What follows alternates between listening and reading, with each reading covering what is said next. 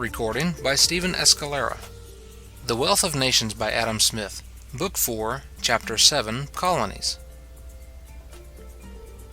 Part 1. Of the Motives for Establishing New Colonies. The interest which occasioned the first settlement of the different European colonies in America and the West Indies was not altogether so plain and distinct as that which directed the establishment of those of ancient Greece and Rome. All the different states of ancient Greece possessed, each of them, but a very small territory, and when the people in any one of them multiplied beyond what that territory could easily maintain, a part of them were sent in quest of a new habitation, in some remote and distant part of the world, the warlike neighbours who surrounded them on all sides rendering it difficult for any of them to enlarge very much its territory at home. The colonies of the Dorians resorted chiefly to Italy and Sicily, which, in the times preceding the foundation of Rome, were inhabited by barbarous and uncivilized nations.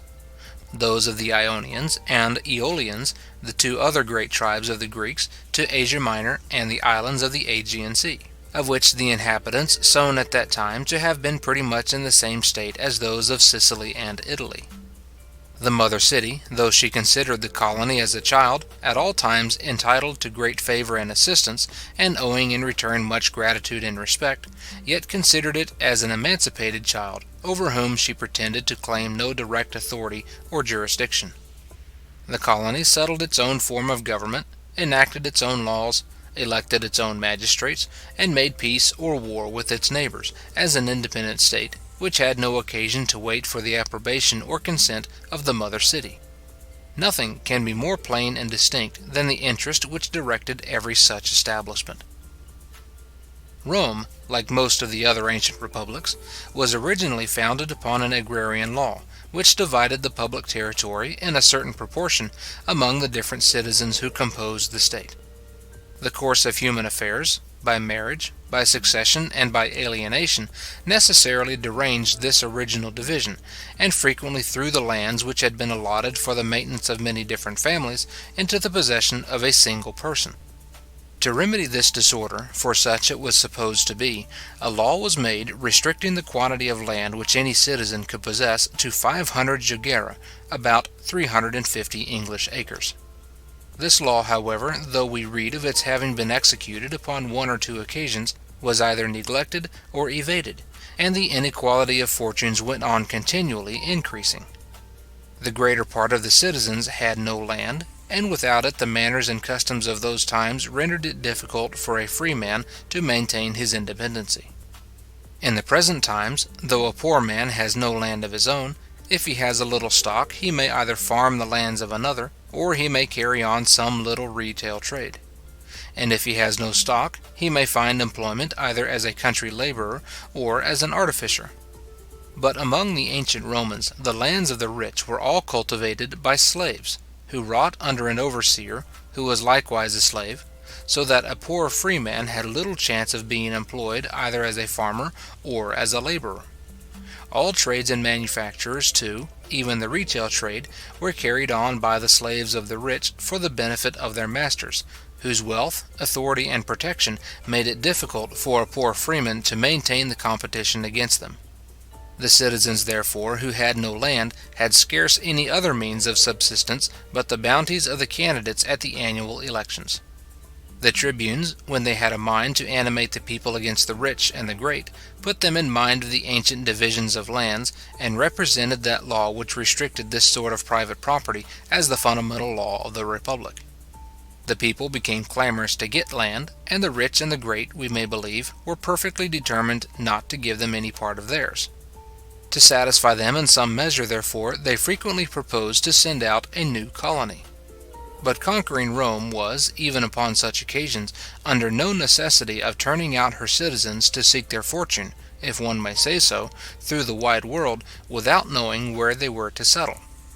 She assigned them lands generally in the conquered provinces of Italy, where, being within the dominions of the republic, they could never form any independent state, but were at best but a sort of corporation, which, though it had the power of enacting bylaws for its own government, was at all times subject to the correction, jurisdiction, and legislative authority of the mother city.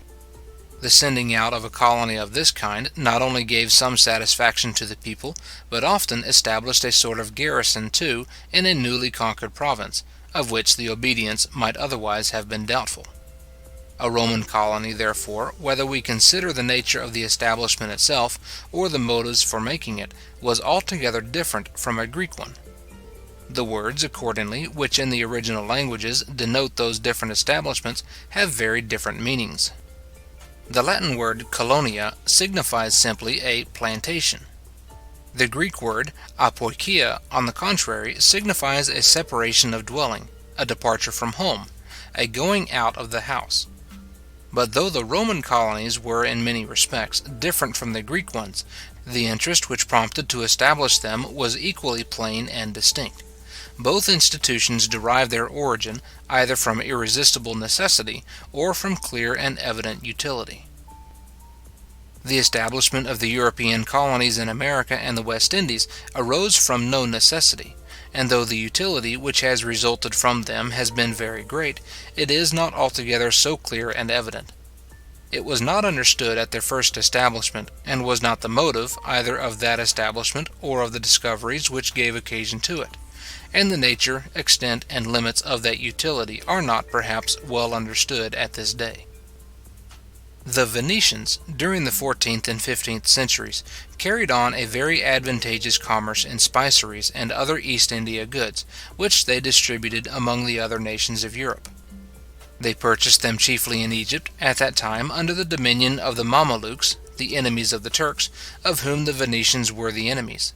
And this union of interest, assisted by the money of Venice, formed such a connection as gave the Venetians almost a monopoly of the trade. The great profits of the Venetians tempted the avidity of the Portuguese. They had been endeavouring, during the course of the 15th century, to find out by sea a way to the countries from which the Moors brought them ivory and gold dust across the desert. They discovered the Madeiras, the Canaries, the Azores, the Cape de Verde Islands, the coast of Guinea, that of Loango, Congo, Angola, and Benguela, and finally the Cape of Good Hope. They had long wished to share in the profitable traffic of the Venetians, and this last discovery opened to them a probable prospect of doing so. In 1497, Vasco da Gama sailed from the port of Lisbon with a fleet of 4 ships, and, after a navigation of 11 months, arrived upon the coast of Indostan, and thus completed a course of discoveries which had been pursued with great steadiness, and with very little interruption, for near a century together. Some years before this, while the expectations of Europe were in suspense about the projects of the Portuguese, of which the success appeared yet to be doubtful, a Genoese pilot formed the yet more daring project of sailing to the East Indies by the west. The situation of those countries was at that time very imperfectly known in Europe. The few European travellers who had been there had magnified the distance, perhaps through simplicity and ignorance. What was really very great, appearing almost infinite to those who could not measure it, or perhaps in order to increase somewhat more the marvellous of their own adventures in visiting regions so immensely remote from Europe. The longer the way was by the east, Columbus very justly concluded, the shorter it would be by the west. He proposed therefore to take that way as both the shortest and the surest, and he had the good fortune to convince Isabella of Castile of the probability of his project. He sailed from the port of Palos in August 1492, near 5 years before the expedition of Vasco da Gama set out from Portugal, and, after a voyage of between 2 and 3 months, discovered first some of the small Bahama or Lucian Islands, and afterwards the great island of St. Domingo. But the countries which Columbus discovered, either in this or in any of his subsequent voyages, had no resemblance to those which he had gone in quest of. Instead of the wealth, cultivation, and populousness of China and Indostan, he found, in St. Domingo, and in all the other parts of the New World which he had ever visited, nothing but a country quite covered with wood, uncultivated, and inhabited only by some tribes of naked and miserable savages. He was not very willing, however, to believe that they were not the same with some of the countries described by Marco Polo, the first European who had visited, or at least had left behind him, any description of China or the East Indies. and a very slight resemblance, such as that which he found between the name of Cibao, a mountain in St. Domingo, and that of Cipangi, mentioned by Marco Polo, was frequently sufficient to make him return to this favourite prepossession, though contrary to the clearest evidence. In his letters to Ferdinand and Isabella, he called the countries which he had discovered the Indies. He entertained no doubt but that they were the extremity of those which had been described by Marco Polo, and that they were not very distant from the Ganges, or from the countries which had been conquered by Alexander. Even when at last convinced that they were different, he still flattered himself that those rich countries were at no great distance, and in a subsequent voyage accordingly went in quest of them along the coast of Terra Firma, and towards the Isthmus of Darien. In consequence of this mistake of Columbus, the name of the Indies has stuck to those unfortunate countries ever since, and when it was at last clearly discovered that the new were altogether different from the old Indies, the former were called the West, in contradistinction to the latter, which were called the East Indies. It was of importance to Columbus, however, that the countries which he had discovered, whatever they were, should be represented to the court of Spain as of very great consequence. And in what constitutes the real riches of every country, the animal and vegetable productions of the soil, there was at that time nothing which could well justify such a representation of them. The Cory, something between a rat and a rabbit, and supposed by Mr. Buffon to be the same with the Aperia of Brazil, was the largest viviparous quadruped in St. Domingo. This species seems never to have been very numerous, and the dogs and cats of the Spaniards are said to have long ago almost entirely extirpated it, as well as some other tribes of a still smaller size. These, however, together with a pretty large lizard called the ivana or iguana, constituted the principal part of the animal food which the land afforded. The vegetable food of the inhabitants, though, from their want of industry, not very abundant, was not altogether so scanty. It consisted in Indian corn, yams, potatoes, bananas, etc., plants which were then altogether unknown in Europe, and which have never since been very much esteemed in it, or supposed to yield a sustenance equal to what is drawn from the common sorts of grain and pulse, which have been cultivated in this part of the world time out of mind. The cotton plant, indeed, afforded the material of a very important manufacture, and was at that time, to Europeans, undoubtedly the most valuable of all the vegetable productions of those islands. But though, in the end of the 15th century, the muslins and other cotton goods of the East Indies were much esteemed in every part of Europe, the cotton manufacture itself was not cultivated in any part of it. Even this production, therefore, could not at that time appear in the eyes of Europeans to be of very great consequence. Finding nothing, either in the animals or vegetables of the newly discovered countries, which could justify a very advantageous representation of them, Columbus turned his view towards their minerals, and in the richness of their productions of this third kingdom, he flattered himself he had found a full compensation for the insignificancy of those of the other two. The little bits of gold with which the inhabitants ornamented their dress, and which he was informed they frequently found in the rivulets and torrents which fell from the mountains, were sufficient to satisfy him that those mountains abounded with the richest gold mines. St. Domingo, therefore, was represented as a country abounding with gold, and upon that account, according to the prejudices not only of the present times, but of those times, an inexhaustible source of real wealth to the crown and kingdom of Spain. When Columbus, upon his return from his first voyage, was introduced with a sort of triumphal honours to the sovereigns of Castile and Aragon, the principal productions of the countries which he had discovered were carried in solemn procession before him. The only valuable part of them consisted in some little fillets, bracelets, and other ornaments of gold, and in some bales of cotton. The rest were mere objects of vulgar wonder and curiosity. Some reeds of an extraordinary size, some birds of very beautiful plumage, and some stuffed skins of the huge alligator and manatee,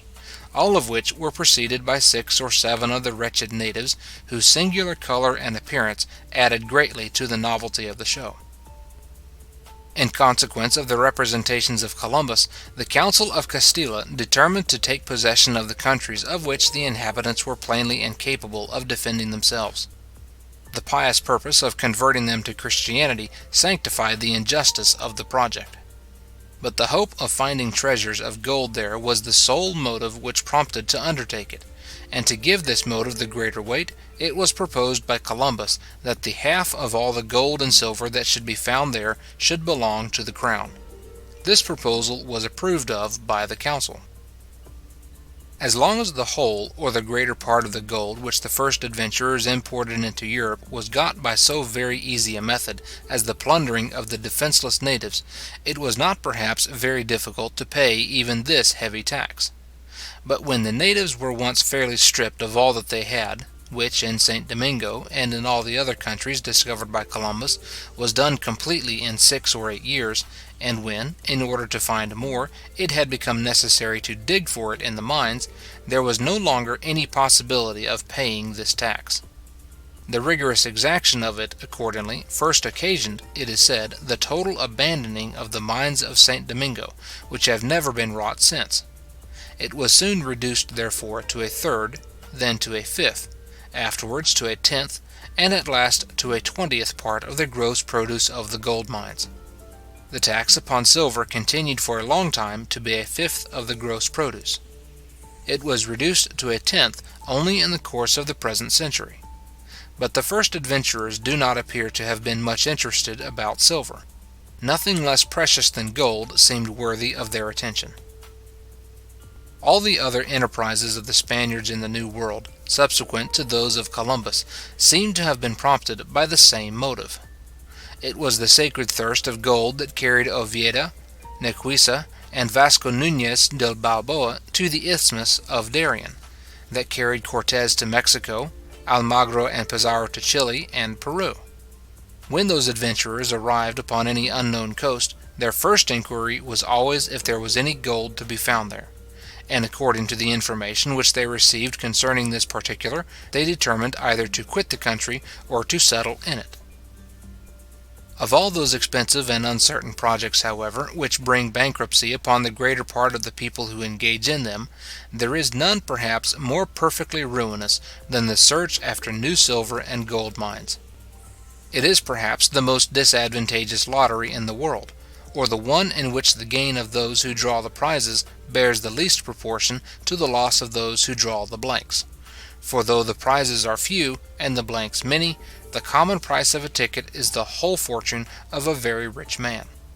Projects of mining, instead of replacing the capital employed in them, together with the ordinary profits of stock, commonly absorb both capital and profit. They are the projects, therefore, to which of all others a prudent lawgiver, who desired to increase the capital of his nation, would least choose to give any extraordinary encouragement, or to turn towards them a greater share of that capital than what would go to them of its own accord. Such, in reality, is the absurd confidence which almost all men have in their own good fortune, that wherever there is the least probability of success, too great a share of it is apt to go to them of its own accord. But though the judgment of sober reason and experience concerning such projects has always been extremely unfavourable, that of human avidity has commonly been quite otherwise. The same passion which has suggested to so many people the absurd idea of the philosopher's stone has suggested to others the equally absurd one of immense riches of gold and silver. They did not consider that the value of those metals has, in all ages and nations, arisen chiefly from their scarcity, and that their scarcity has arisen from the very small quantities of them which nature has anywhere deposited in one place, from the hard and intractable substances with which she has almost everywhere surrounded those small quantities, and consequently from the labour and expense which are everywhere necessary in order to penetrate and get at them. They flattered themselves that veins of those metals might in many places be found, as large and as abundant as those which are commonly found of lead, or copper, or tin, or iron. The dream of Sir Walter Raleigh, concerning the golden city and country of El Dorado, may satisfy us that even wise men are not always exempt from such strange delusions. More than 100 years after the death of that great man, the Jesuit Gumila was still convinced of the reality of that wonderful country, and expressed, with great warmth, and, I dare say, with great sincerity, how happy he should be to carry the light of the gospel to a people who could so well reward the pious labours of their missionary. In the countries first discovered by the Spaniards, no gold and silver mines are at present known which are supposed to be worth the working. The quantities of those metals which the first adventurers are said to have found there had probably been very much magnified, as well as the fertility of the mines which were wrought immediately after the first discovery. What those adventurers were reported to have found, however, was sufficient to inflame the avidity of all their countrymen. Every Spaniard who sailed to America expected to find El Dorado. Fortune, too, did upon this what she has done upon very few other occasions. She realized in some measure the extravagant hopes of her votaries,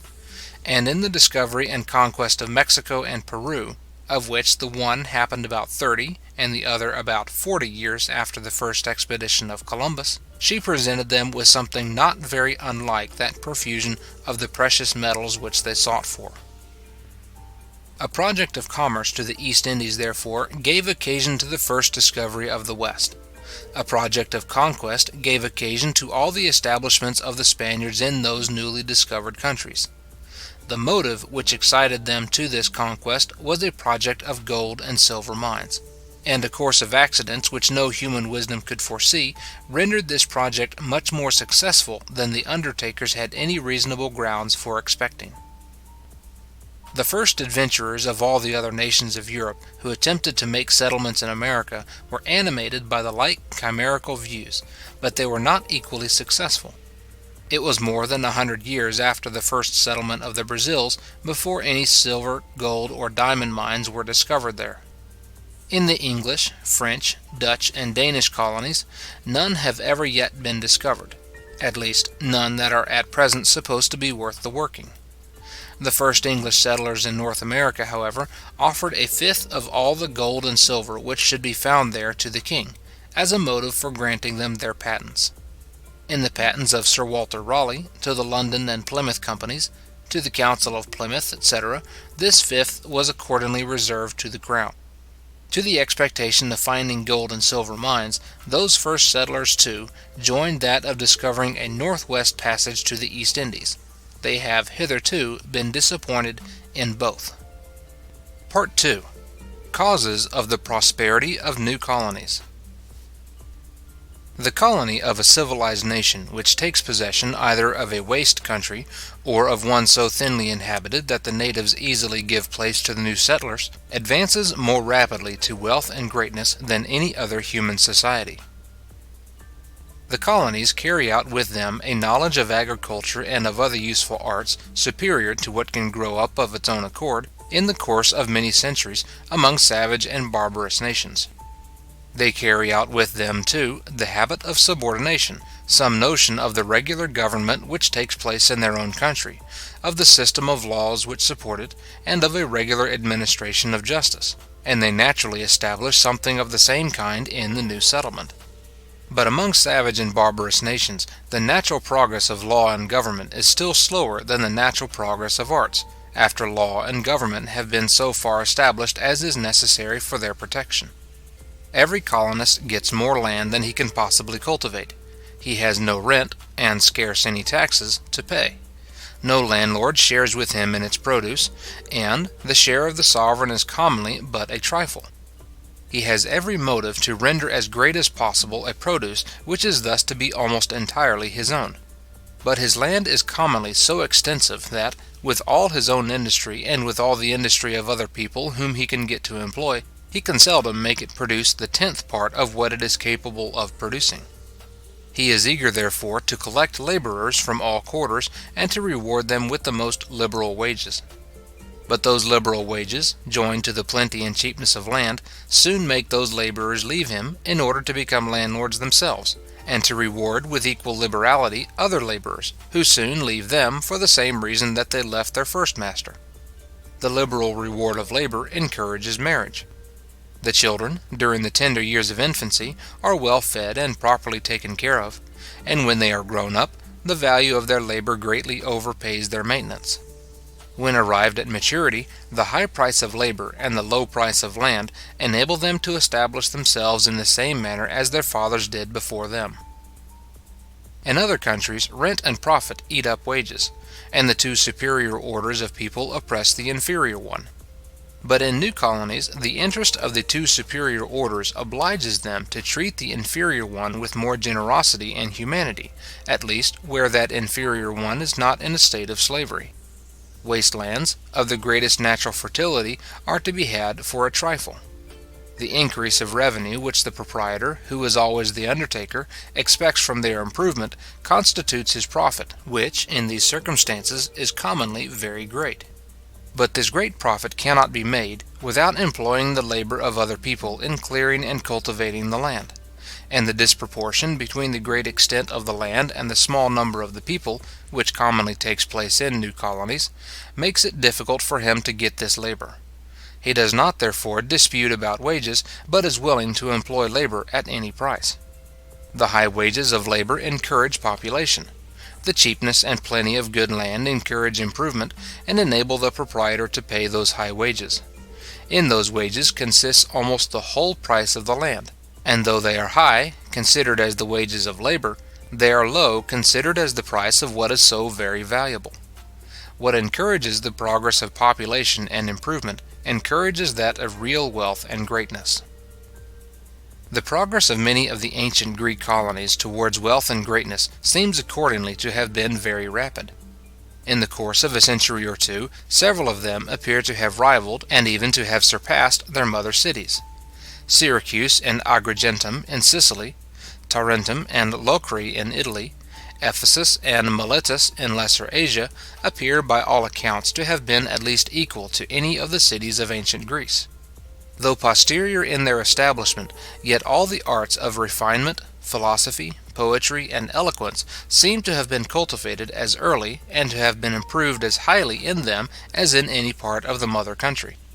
The schools of the two oldest Greek philosophers, those of Thales and Pythagoras, were established, it is remarkable, not in ancient Greece, but the one in an Asiatic, the other in an Italian colony.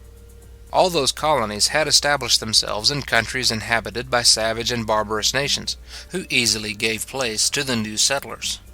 They had plenty of good land, and as they were altogether independent of the mother city, they were at liberty to manage their own affairs in the way that they judged was most suitable to their own interests.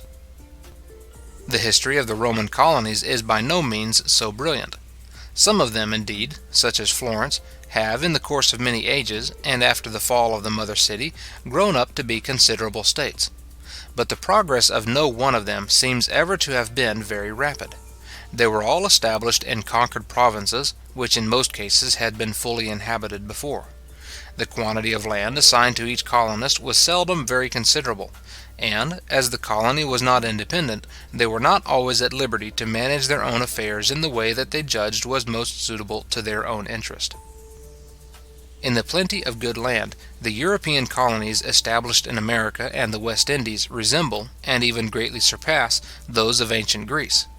In their dependency upon the mother state, they resemble those of ancient Rome. But their great distance from Europe has in all of them alleviated more or less the effects of this dependency. Their situation has placed them less in the view and less in the power of their mother country. In pursuing their interest their own way, their conduct has upon many occasions been overlooked, either because not known or not understood in Europe; and upon some occasions it has been fairly suffered and submitted to, because their distance rendered it difficult to restrain it. Even the violent and arbitrary government of Spain has, upon many occasions, been obliged to recall or soften the orders which had been given for the government of her colonies, for fear of a general insurrection. The progress of all the European colonies in wealth, population, and improvement has accordingly been very great. The crown of Spain, by its share of the gold and silver, derived some revenue from its colonies from the moment of their first establishment. It was a revenue, too, of a nature to excite in human avidity the most extravagant expectation of still greater riches. The Spanish colonies, therefore, from the moment of their first establishment, attracted very much the attention of their mother country, while those of the other European nations were for a long time in a great measure neglected. The former did not, perhaps, thrive the better in consequence of this attention, nor the latter the worse in consequence of this neglect. In proportion to the extent of the country which they in some measure possess, the Spanish colonies are considered as less populous and thriving than those of almost any other European nation. The progress even of the Spanish colonies, however, in population and improvement, has certainly been very rapid and very great. The city of Lima, founded since the conquest, is represented by Ulloa as containing 50,000 inhabitants near 30 years ago. Quito, which had been but a miserable hamlet of Indians, is represented by the same author as in his time equally populous. Gemelli Carreri, a pretended traveller, it is said, indeed, but who seems everywhere to have written upon extreme good information, represents the city of Mexico as containing 100,000 inhabitants, a number which, in spite of all the exaggerations of the Spanish writers, is probably more than 5 times greater than what it contained in the time of Montezuma. These numbers exceed greatly those of Boston, New York, and Philadelphia, the 3 greatest cities of the English colonies. Before the conquest of the Spaniards, there were no cattle fit for drought, either in Mexico or Peru. The llama was their only beast of burden, and its strength seems to have been a good deal inferior to that of a common ass. The plough was unknown among them. They were ignorant of the use of iron. They had no coined money, nor any established instrument of commerce of any kind. Their commerce was carried on by barter. A sort of wooden spade was their principal instrument of agriculture. Sharp stones served them for knives and hatchets to cut with. Fish bones, and the hard sinews of certain animals, served them with needles to sew with. And these seem to have been their principal instruments of trade. In this state of things, it seems impossible that either of those empires could have been so much improved or so well cultivated as at present, when they are plentifully furnished with all sorts of European cattle, and when the use of iron, of the plough, and of many of the arts of Europe have been introduced among them. But the populousness of every country must be in proportion to the degree of its improvement and cultivation. In spite of the cruel destruction of the natives which followed the conquest, these 2 great empires are probably more populous now than they ever were before, and the people are surely very different. For we must acknowledge, I apprehend, that the Spanish Creoles are in many respects superior to the ancient Indians. After the settlements of the Spaniards, that of the Portuguese in Brazil is the oldest of any European nation in America. But as for a long time after the first discovery neither gold nor silver mines were found in it, and as it afforded upon that account little or no revenue to the crown, it was for a long time in a great measure neglected, and during this state of neglect it grew up to be a great and powerful colony. While Portugal was under the dominion of Spain, Brazil was attacked by the Dutch, who got possession of 7 of the 14 provinces into which it is divided. They expected soon to conquer the other 7, when Portugal recovered its independency by the elevation of the family of Braganza to the throne. The Dutch then, as enemies to the Spaniards, became friends to the Portuguese, who were likewise the enemies of the Spaniards. They agreed therefore to leave that part of Brazil which they had not conquered to the King of Portugal, who agreed to leave that part which they had conquered to them, as a matter not worth disputing about with such good allies. But the Dutch government soon began to oppress the Portuguese colonists, who, instead of amusing themselves with complaints, took arms against their new masters, and by their own valour and resolution, with the connivance, indeed, but without any avowed assistance from the mother country, drove them out of Brazil. The Dutch, therefore, finding it impossible to keep any part of the country to themselves, were contented that it should be entirely restored to the crown of Portugal. In this colony there are said to be more than 600,000 people, either Portuguese or descended from Portuguese, Creoles, mulattoes, and a mixed race between Portuguese and Brazilians. No one colony in America is supposed to contain so great a number of people of European extraction. Towards the end of the 15th, and during the greater part of the 16th century, Spain and Portugal were the 2 great naval powers upon the ocean.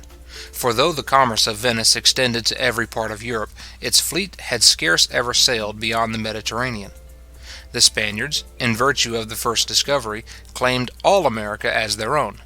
and though they could not hinder so great a naval power as that of Portugal from settling in Brazil, such was at that time the terror of their name, that the greater part of the other nations of Europe were afraid to establish themselves in any other part of that great continent. The French, who attempted to settle in Florida, were all murdered by the Spaniards. But the declension of the naval power of this latter nation, in consequence of the defeat or miscarriage of what they called their invincible armada, which happened towards the end of the 16th century, put it out of their power to obstruct any longer the settlements of the other European nations. In the course of the 17th century, therefore, the English, French, Dutch, Danes, and Swedes, all the great nations who had any ports upon the ocean, attempted to make some settlements in the New World. The Swedes established themselves in New Jersey, and the number of Swedish families still to be found there sufficiently demonstrates that this colony was very likely to prosper had it been protected by the mother country. But being neglected by Sweden, it was soon swallowed up by the Dutch colony of New York, which again, in 1674, fell under the dominion of the English. The small islands of St. Thomas and Santa Cruz are the only countries in the New World that have ever been possessed by the Danes. These little settlements, too, were under the government of an exclusive company, which had the sole right, both of purchasing the surplus produce of the colonies, and of supplying them with such goods of other countries as they wanted, and which, therefore, both in its purchases and sales, had not only the power of oppressing them, but the greatest temptation to do so. The government of an exclusive company of merchants is, perhaps, the worst of all governments for any country whatever. It was not, however, able to stop altogether the progress of these colonies, though it rendered it more slow and languid. The late King of Denmark dissolved this company, and since that time the prosperity of these colonies has been very great. The Dutch settlements in the West, as well as those in the East Indies, were originally put under the government of an exclusive company. The progress of some of them, therefore, though it has been considerable in comparison with that of almost any country that has been long peopled and established, has been languid and slow in comparison with that of the greater part of new colonies. The colony of Suriname, though very considerable, is still inferior to the greater part of the sugar colonies of the other European nations. The colony of Nova Belgia, now divided into the two provinces of New York and New Jersey, would probably have soon become considerable too, even though it had remained under the government of the Dutch. The plenty and cheapness of good land are such powerful causes of prosperity that the very worst government is scarce capable of checking altogether the efficacy of their operation. The great distance, too, from the mother country would enable the colonists to evade, more or less, by smuggling, the monopoly which the company enjoyed against them. At present, the company allows all Dutch ships to trade to Suriname, upon paying 2.5% upon the value of their cargo for a license, and only reserves to itself exclusively the direct trade from Africa to America, which consists almost entirely in the slave trade. This relaxation in the exclusive privileges of the company is probably the principal cause of that degree of prosperity which that colony at present enjoys. Curaçao and Eustatia, the two principal islands belonging to the Dutch, are free ports, open to the ships of all nations, and this freedom in the midst of better colonies, whose ports are open to those of one nation only, has been the great cause of the prosperity of those two barren islands. The French colony of Canada was, during the greater part of the last century, and some part of the present, under the government of an exclusive company. Under so unfavourable an administration, its progress was necessarily very slow, in comparison with that of other new colonies. But it became much more rapid when this company was dissolved after the fall of what is called the Mississippi scheme. When the English got possession of this country, they found in it near double the number of inhabitants which Father Charlevoix had assigned to it between 20 and 30 years before. That Jesuit had travelled over the whole country, and had no inclination to represent it as less considerable than it really was. The French colony of St. Domingo was established by pirates and freebooters, who, for a long time, neither required the protection nor acknowledged the authority of France. And when that race of banditti became so far citizens as to acknowledge this authority, it was for a long time necessary to exercise it with very great gentleness. During this period, the population and improvement of this colony increased very fast. Even the oppression of the exclusive company, to which it was for some time subjected with all the other colonies of France, though it no doubt retarded, had not been able to stop its progress altogether. The course of its prosperity returned as soon as it was relieved from that oppression. It is now the most important of the sugar colonies of the West Indies, and its produce is said to be greater than that of all the English sugar colonies put together. The other sugar colonies of France are in general all very thriving. But there are no colonies of which the progress has been more rapid than that of the English in North America. Plenty of good land and liberty to manage their own affairs their own way seem to be the two great causes of the prosperity of all new colonies. In the plenty of good land, the English colonies of North America, though no doubt very abundantly provided, are, however, inferior to those of the Spaniards and Portuguese, and not superior to some of those possessed by the French before the late war. But the political institutions of the English colonies have been more favourable to the improvement and cultivation of this land than those of the other three nations. First, the engrossing of uncultivated land, though it has by no means been prevented altogether, has been more restrained in the English colonies than in any other. The colony law, which imposes upon every proprietor the obligation of improving and cultivating, within a limited time, a certain proportion of his lands, and which, in case of failure, declares those neglected lands grantable to any other person, though it has not perhaps been very strictly executed, has, however, had some effect. Secondly, in Pennsylvania there is no right of primogeniture, and lands, like movables, are divided equally among all the children of the family. In 3 of the provinces of New England, the oldest has only a double share, as in the Mosaical law. Though in those provinces, therefore, too great a quantity of land should sometimes be engrossed by a particular individual, it is likely, in the course of a generation or two, to be sufficiently divided again. In the other English colonies, indeed, the right of primogeniture takes place, as in the law of England. But in all the English colonies, the tenure of the lands, which are all held by free soccage, facilitates alienation, and the grantee of an extensive tract of land generally finds it for his interest to alienate, as fast as he can, the greater part of it, reserving only a small quit rent. In the Spanish and Portuguese colonies, what is called the right of majorazzo takes place in the succession of all those great estates to which any title of honour is annexed. Such estates go all to one person, and are in effect entailed and unalienable. The French colonies, indeed, are subject to the custom of Paris, which, in the inheritance of land, is much more favourable to the younger children than the law of England. But in the French colonies, if any part of an estate, held by the noble tenure of chivalry and homage, is alienated, it is, for a limited time, subject to the right of redemption, either by the heir of the superior or by the heir of the family. And all the largest estates of the country are held by such noble tenures, which necessarily embarrass alienation. But in a new colony, a great uncultivated estate is likely to be much more speedily divided by alienation than by succession. The plenty and cheapness of good land, it has already been observed, are the principal causes of the rapid prosperity of new colonies. The engrossing of land, in effect, destroys this plenty and cheapness. The engrossing of uncultivated land, besides, is the greatest obstruction to its improvement. But the labour that is employed in the improvement and cultivation of land affords the greatest and most valuable produce to the society. The produce of labour, in this case, pays not only its own wages and the profit of the stock which employs it, but the rent of the land, too, upon which it is employed.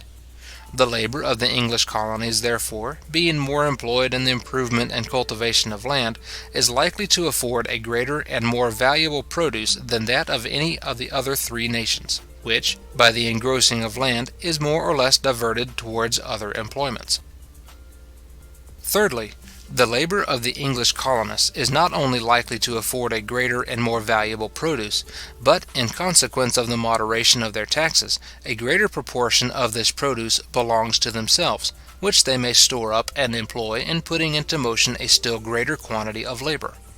The English colonists have never yet contributed anything towards the defense of the mother country, or towards the support of its civil government.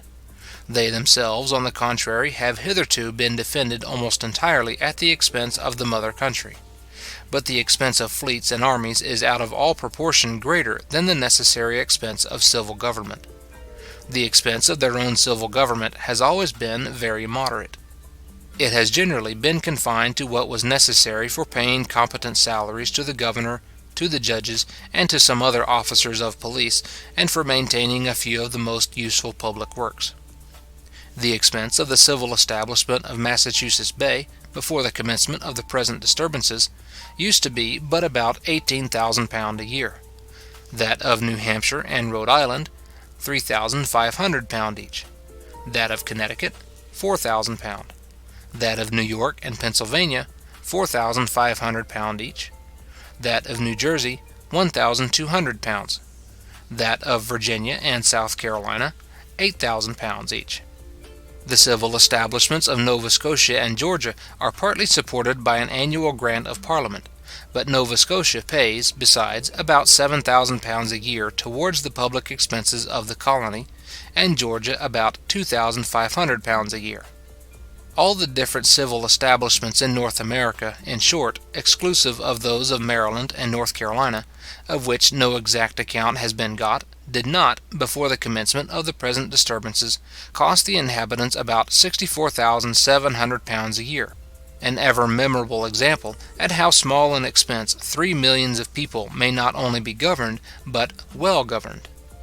The most important part of the expense of government, indeed, that of defense and protection, has constantly fallen upon the mother country.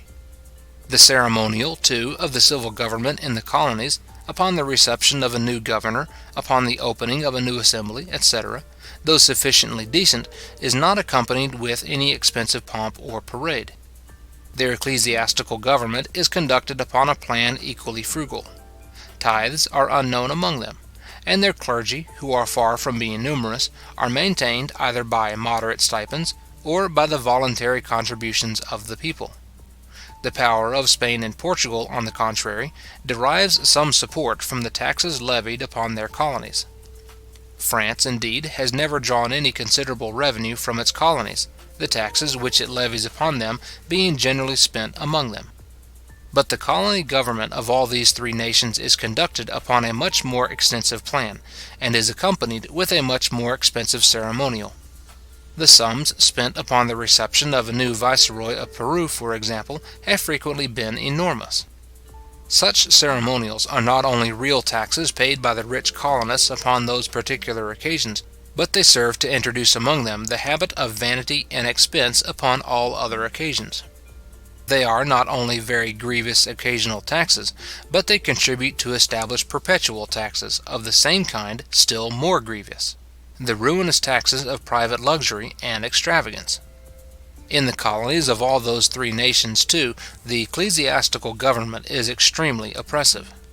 Tithes take place in all of them, and are levied with the utmost rigour in those of Spain and Portugal.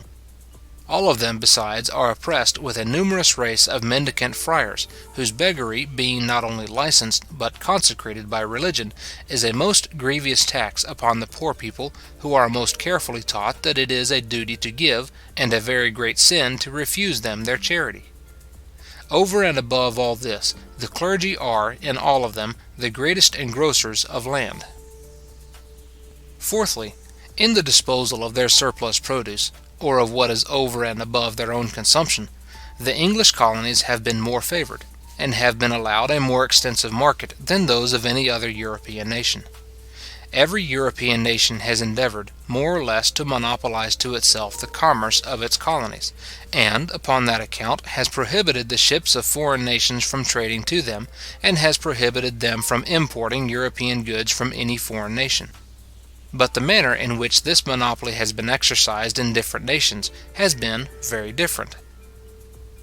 Some nations have given up the whole commerce of their colonies to an exclusive company, of whom the colonists were obliged to buy all such European goods as they wanted, and to whom they were obliged to sell the whole of their surplus produce.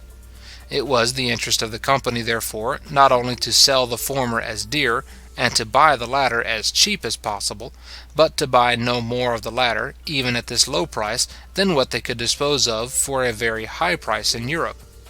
It was their interest not only to degrade, in all cases, the value of the surplus produce of the colony, but in many cases to discourage and keep down the natural increase of its quantity. Of all the expedients that can well be contrived to stunt the natural growth of a new colony, that of an exclusive company is undoubtedly the most effectual. This, however, has been the policy of Holland, though their company, in the course of the present century, has given up in many respects the exertion of their exclusive privilege. This, too, was the policy of Denmark, till the reign of the late king. It has occasionally been the policy of France, and of late, since 1755, after it had been abandoned by all other nations on account of its absurdity, it has become the policy of Portugal, with regard at least to two of the principal provinces of Brazil, Pernambuco and Maranhão. Other nations, without establishing an exclusive company, have confined the whole commerce of their colonies to a particular port of the mother country, from whence no ship was allowed to sail, but either in a fleet and at a particular season, or, if single, in consequence of a particular license, which in most cases was very well paid for. This policy opened, indeed, the trade of the colonies to all the natives of the mother country, provided they traded from the proper port, at the proper season, and in the proper vessels. But as all the different merchants, who joined their stocks in order to fit out those licensed vessels, would find it for their interest to act in concert, the trade which was carried on in this manner would necessarily be conducted very nearly upon the same principles as that of an exclusive company. The profit of those merchants would be almost equally exorbitant and oppressive. The colonies would be ill supplied, and would be obliged both to buy very dear and to sell very cheap. This, however, till within these few years, had always been the policy of Spain, and the price of all European goods accordingly is said to have been enormous in the Spanish West Indies. At Quito, we are told by Ulloa, a pound of iron sold for about 4 shillings 6 pence, and a pound of steel for about 6 shillings 9 pence sterling. But it is chiefly in order to purchase European goods that the colonies part with their own produce.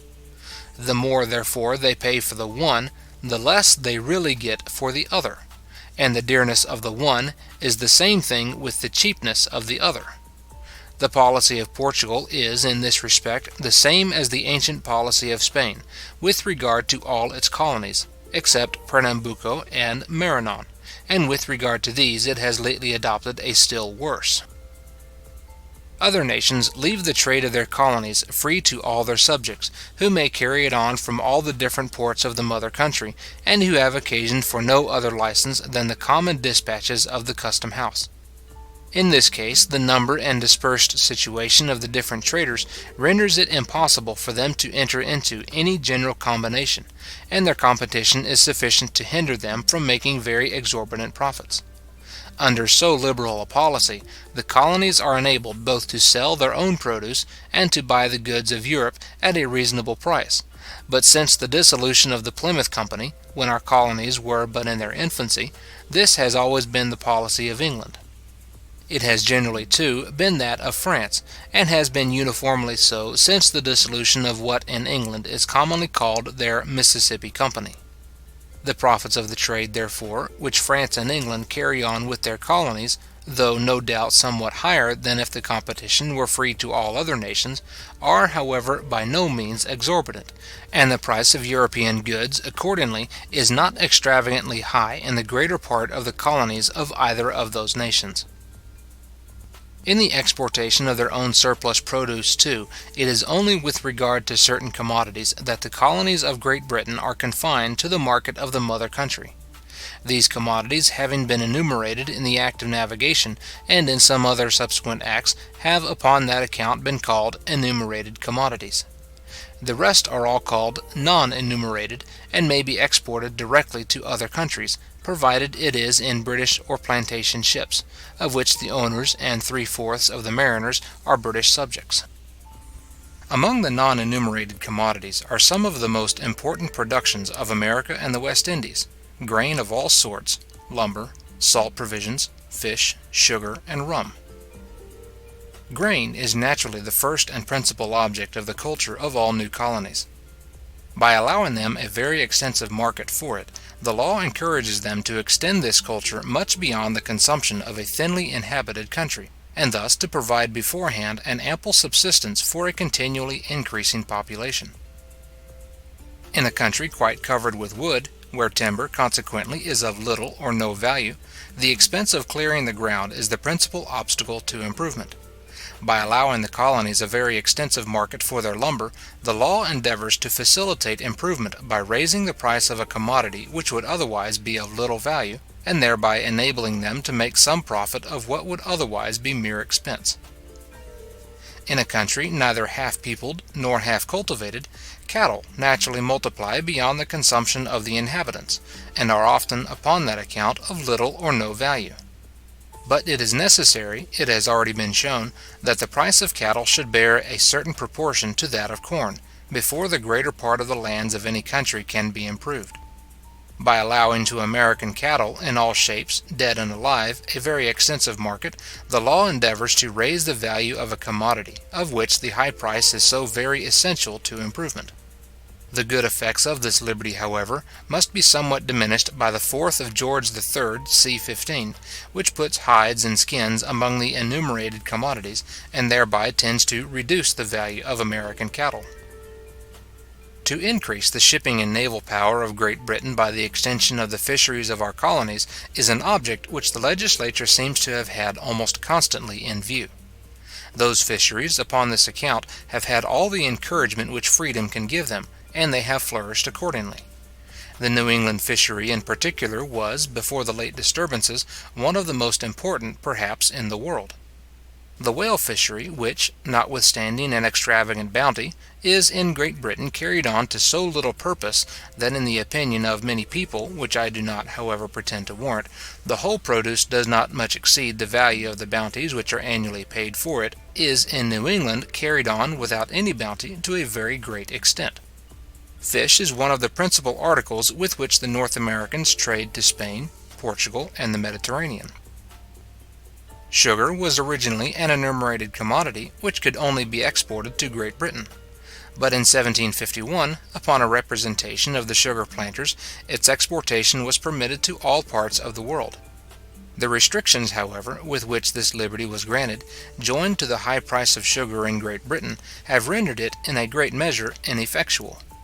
Great Britain and her colonies still continue to be almost the sole market for all sugar produced in the British plantations.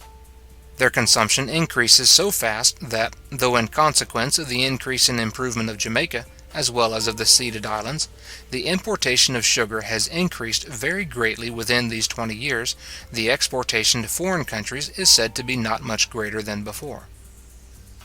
Rum is a very important article in the trade which the Americans carry on to the coast of Africa, from which they bring back Negro slaves in return. If the whole surplus produce of America, in grain of all sorts, in salt provisions, and in fish, had been put into the enumeration, and thereby forced into the market of Great Britain, it would have interfered too much with the produce of the industry of our own people. It was probably not so much from any regard to the interest of America as from a jealousy of this interference, that those important commodities have not only been kept out of the enumeration, but that the importation into Great Britain of all grain, except rice, and of all salt provisions, has, in the ordinary state of the law, been prohibited. The non-enumerated commodities could originally be exported to all parts of the world.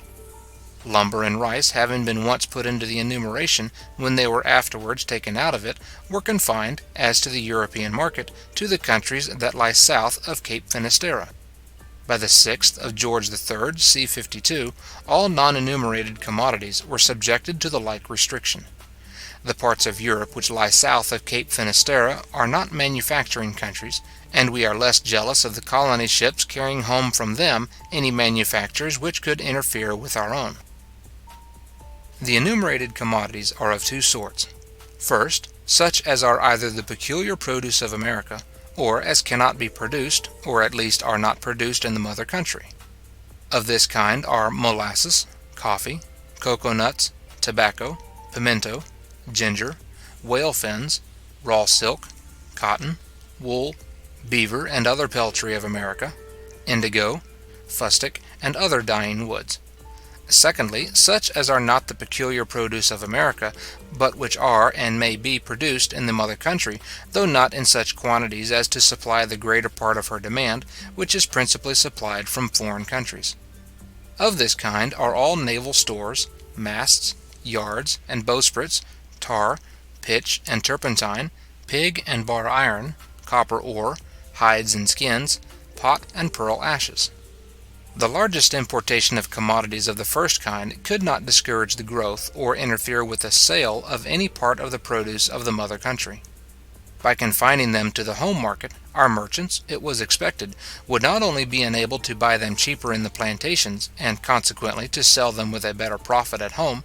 but to establish between the plantations and foreign countries an advantageous carrying trade, of which Great Britain was necessarily to be the centre or emporium, as the European country into which those commodities were first to be imported.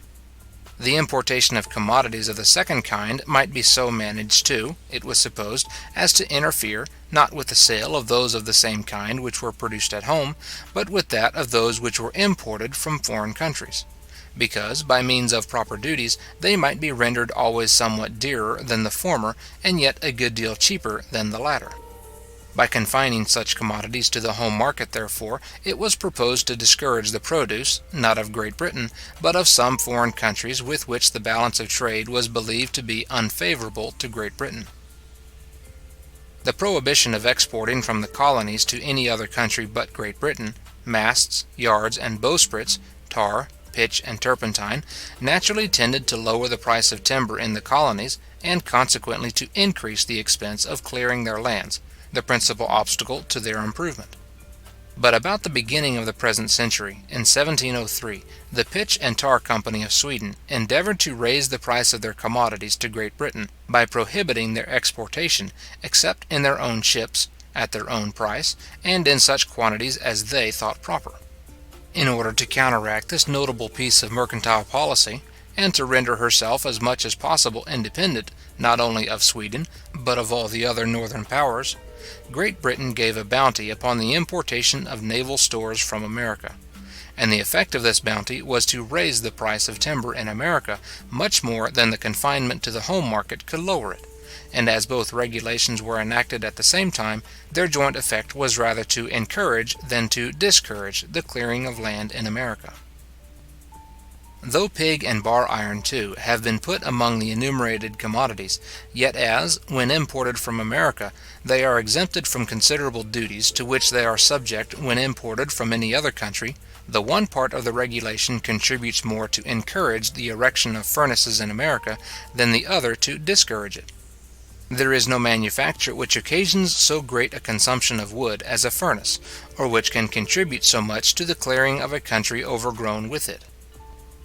The tendency of some of these regulations to raise the value of timber in America, and thereby to facilitate the clearing of the land, was neither, perhaps, intended nor understood by the legislature. Though their beneficial effects, however, have been in this respect accidental, they have not upon that account been less real. The most perfect freedom of trade is permitted between the British colonies of America and the West Indies, both in the enumerated and in the non-enumerated commodities. Those colonies are now become so populous and thriving, that each of them finds in some of the others a great and extensive market for every part of its produce. All of them taken together, they make a great internal market for the produce of one another. The liberality of England, however, towards the trade of her colonies, has been confined chiefly to what concerns the market for their produce, either in its rude state, or in what may be called the very first stage of manufacture.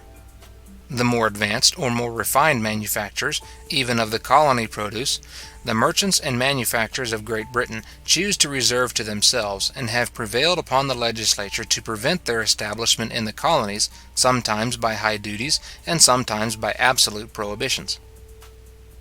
While, for example, Muscovado sugars from the British plantations pay, upon importation, only 6 shillings 4 pence the hundredweight, white sugars pay £1, 1 shilling 1 pence, and refined, either double or single in loaves, £4, 2 shillings 5 pence and 8 twentieths. When those high duties were imposed, Great Britain was the sole, and she still continues to be, the principal market, to which the sugars of the British colonies could be exported. They amounted, therefore, to a prohibition, at first of claying or refining sugar for any foreign market, and at present of claying or refining it for the market which takes off perhaps more than 9/10 of the whole produce. The manufacture of claying or refining sugar, accordingly, though it has flourished in all the sugar colonies of France, has been little cultivated in any of those of England, except for the market of the colonies themselves. While Grenada was in the hands of the French, there was a refinery of sugar by claying, at least upon almost every plantation. Since it fell into those of the English, almost all works of this kind have been given up, and there are at present, October 1773, I am assured not above 2 or 3 remaining in the island. At present, however, by an indulgence of the custom house, clayed or refined sugar, if reduced from loaves into powder, is commonly imported as muscovado. While Great Britain encourages in America the manufacturing of pig and bar iron, by exempting them from duties to which the like commodities are subject when imported from any other country, she imposes an absolute prohibition upon the erection of steel furnaces and slit mills in any of her American plantations. She will not suffer her colonies to work in those more refined manufactures, even for their own consumption, but insists upon their purchasing of her merchants and manufacturers all goods of this kind which they have occasion for. She prohibits the exportation from one province to another by water, and even the carriage by land upon horseback, or in a cart, of hats, of wools and woolen goods, of the produce of America. A regulation which effectually prevents the establishment of any manufacture of such commodities for distant sale, and confines the industry of her colonists in this way to such coarse and household manufactures as a private family commonly makes for its own use, or for that of some of its neighbours in the same province. To prohibit a great people, however, from making all that they can of every part of their own produce, or from employing their stock and industry in the way that they judge most advantageous to themselves, is a manifest violation of the most sacred rights of mankind. Unjust, however, as such prohibitions may be, they have not hitherto been very hurtful to the colonies. Land is still so cheap, and consequently labour so dear among them, that they can import from the mother country almost all the more refined or more advanced manufactures cheaper than they could make them for themselves.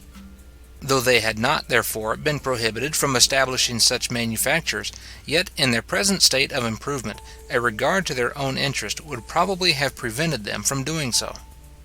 In their present state of improvement, those prohibitions, perhaps without cramping their industry, or restraining it from any employment to which it would have gone of its own accord, are only impertinent badges of slavery imposed upon them without any sufficient reason by the groundless jealousy of the merchants and manufacturers of the mother country.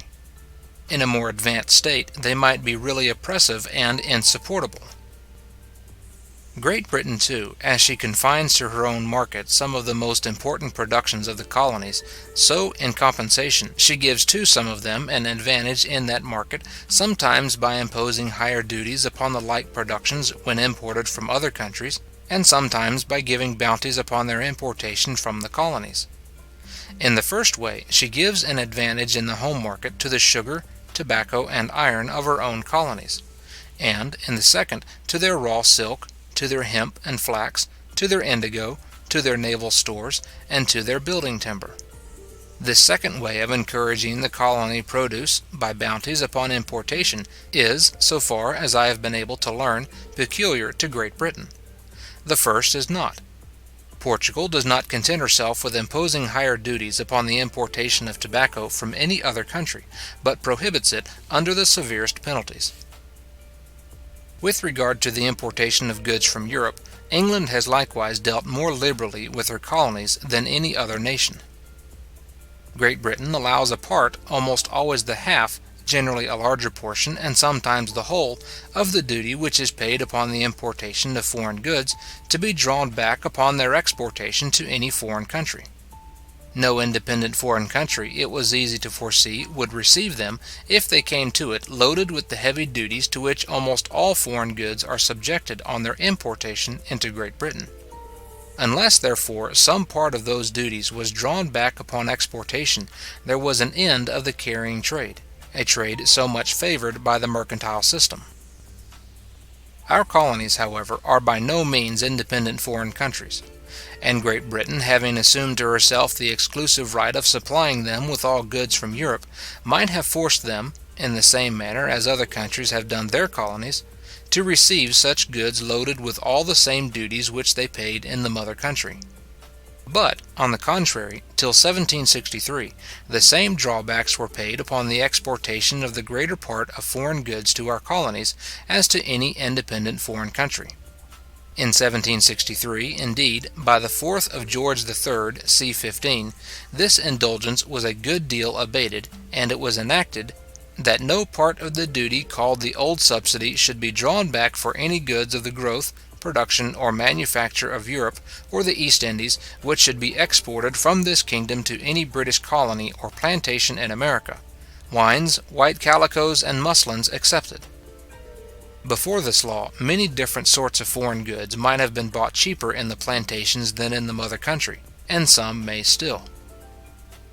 Of the greater part of the regulations concerning the colony trade, the merchants who carry it on, it must be observed, have been the principal advisers.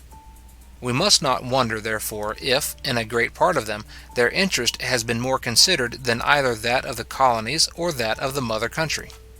In their exclusive privilege of supplying the colonies with all the goods which they wanted from Europe, and of purchasing all such parts of their surplus produce as could not interfere with any of the trades which they themselves carried on at home, the interest of the colonies was sacrificed to the interest of those merchants. In allowing the same drawbacks upon the re-exportation of the greater part of European and East India goods to the colonies, as upon their re-exportation to any independent country, the interest of the mother country was sacrificed to it, even according to the mercantile ideas of that interest. It was for the interest of the merchants to pay as little as possible for the foreign goods which they sent to the colonies, and, consequently, to get back as much as possible of the duties which they advanced upon their importation into Great Britain.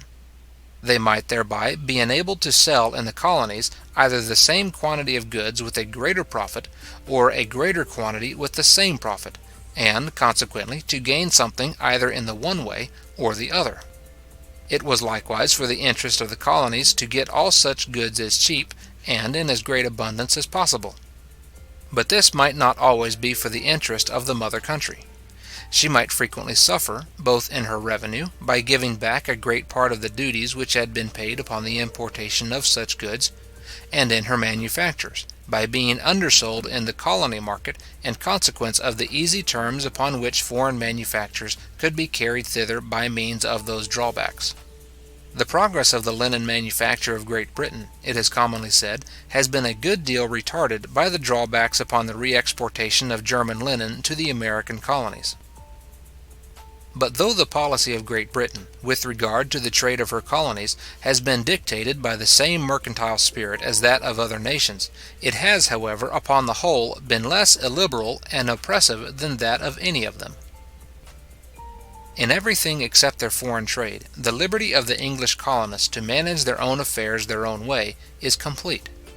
It is in every respect equal to that of their fellow citizens at home, and is secured in the same manner by an assembly of the representatives of the people, who claim the sole right of imposing taxes for the support of the colony government. The authority of this assembly overawes the executive power, and neither the meanest nor the most obnoxious colonist, as long as he obeys the law, has anything to fear from the resentment either of the governor or of any other civil or military officer in the province. The colony assemblies, though like the House of Commons in England, they are not always a very equal representation of the people, yet they approach more nearly to that character. And as the executive power either has not the means to corrupt them, or, on account of the support which it receives from the mother country, is not under the necessity of doing so, they are perhaps in general more influenced by the inclinations of their constituents. The councils, which in the colony legislatures correspond to the House of Lords in Great Britain, are not composed of a hereditary nobility. In some of the colonies, as in 3 of the governments of New England, those councils are not appointed by the king, but chosen by the representatives of the people.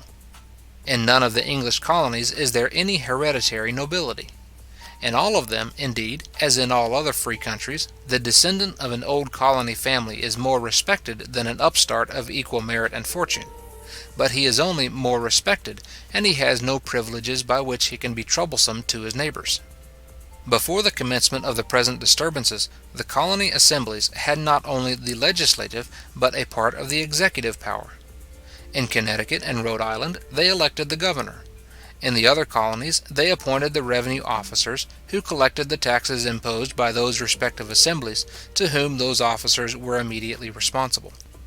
There is more equality, therefore, among the English colonists than among the inhabitants of the mother country.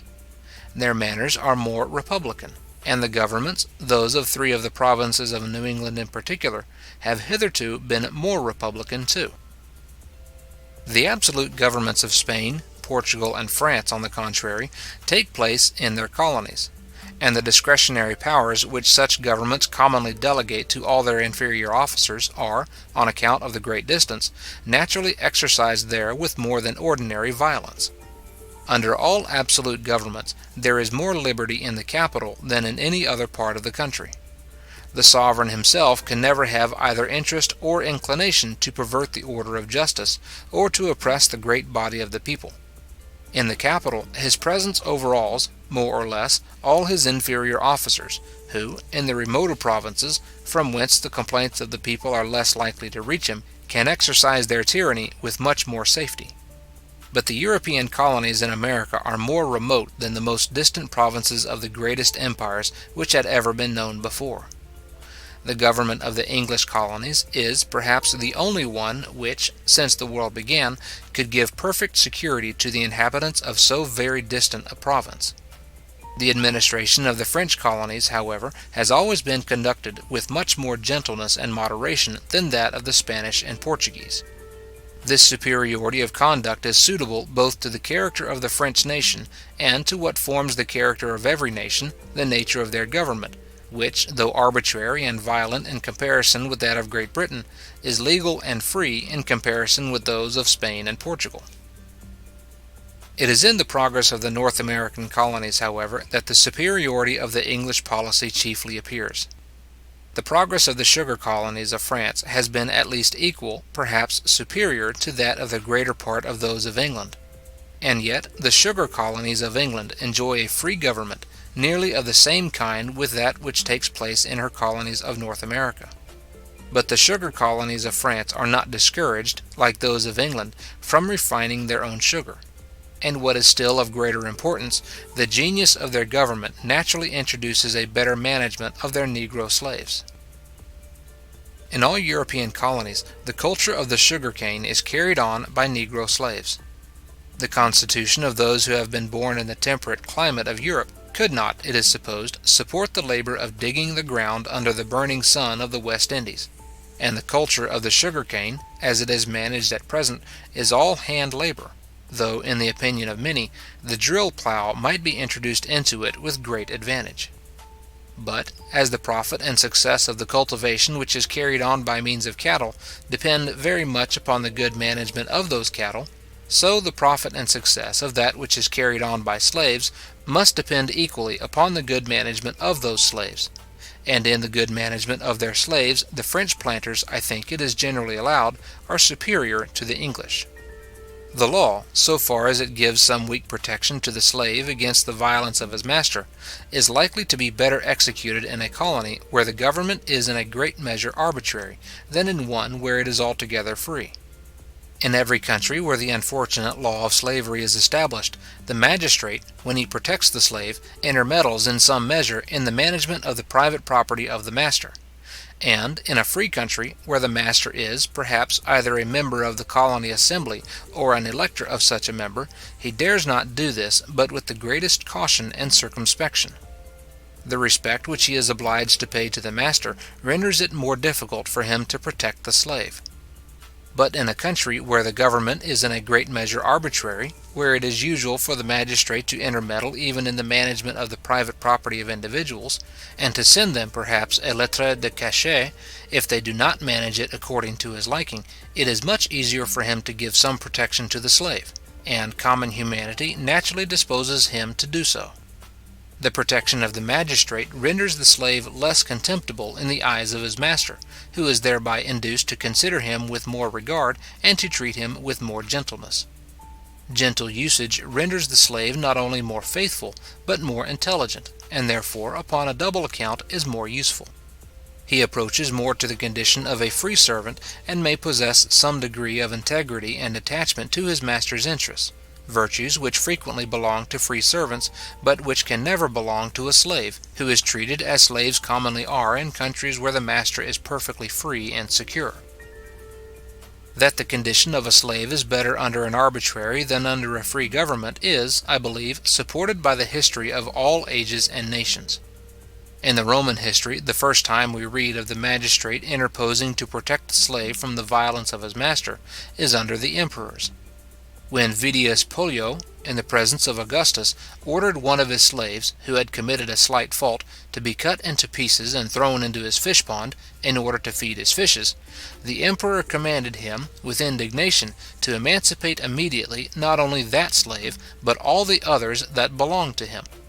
Under the Republic, no magistrate could have had authority enough to protect the slave, much less to punish the master.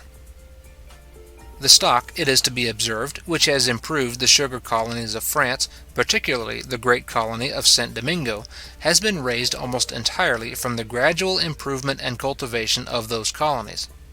It has been almost altogether the produce of the soil and of the industry of the colonists, or, what comes to the same thing, the price of that produce, gradually accumulated by good management, and employed in raising a still greater produce. But the stock which has improved and cultivated the sugar colonies of England has, a great part of it, been sent out from England, and has by no means been altogether the produce of the soil and industry of the colonists. The prosperity of the English sugar colonies has been in a great measure owing to the great riches of England, of which a part has overflowed, if one may say so, upon these colonies. But the prosperity of the sugar colonies of France has been entirely owing to the good conduct of the colonists, which must therefore have had some superiority over that of the English, and this superiority has been remarked in nothing so much as in the good management of their slaves. Such have been the general outlines of the policy of the different European nations with regard to their colonies.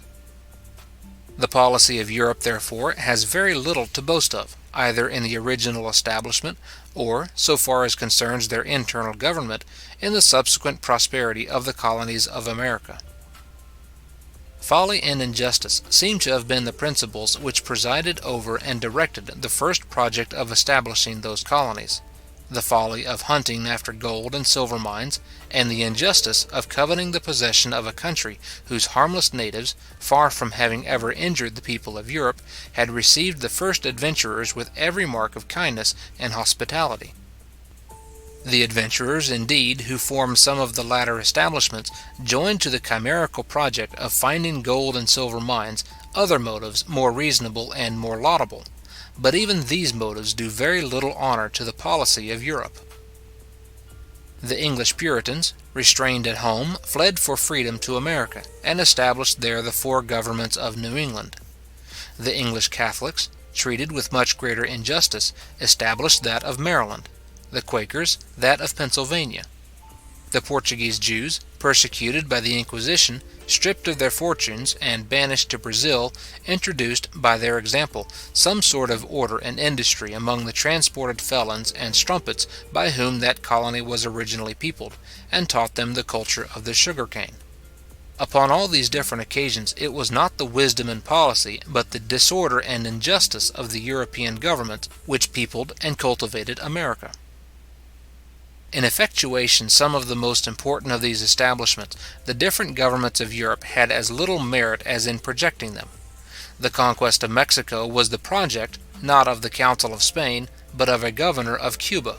and it was effectuated by the spirit of the bold adventurer to whom it was entrusted, in spite of everything which that governor, who soon repented of having trusted such a person, could do to thwart it.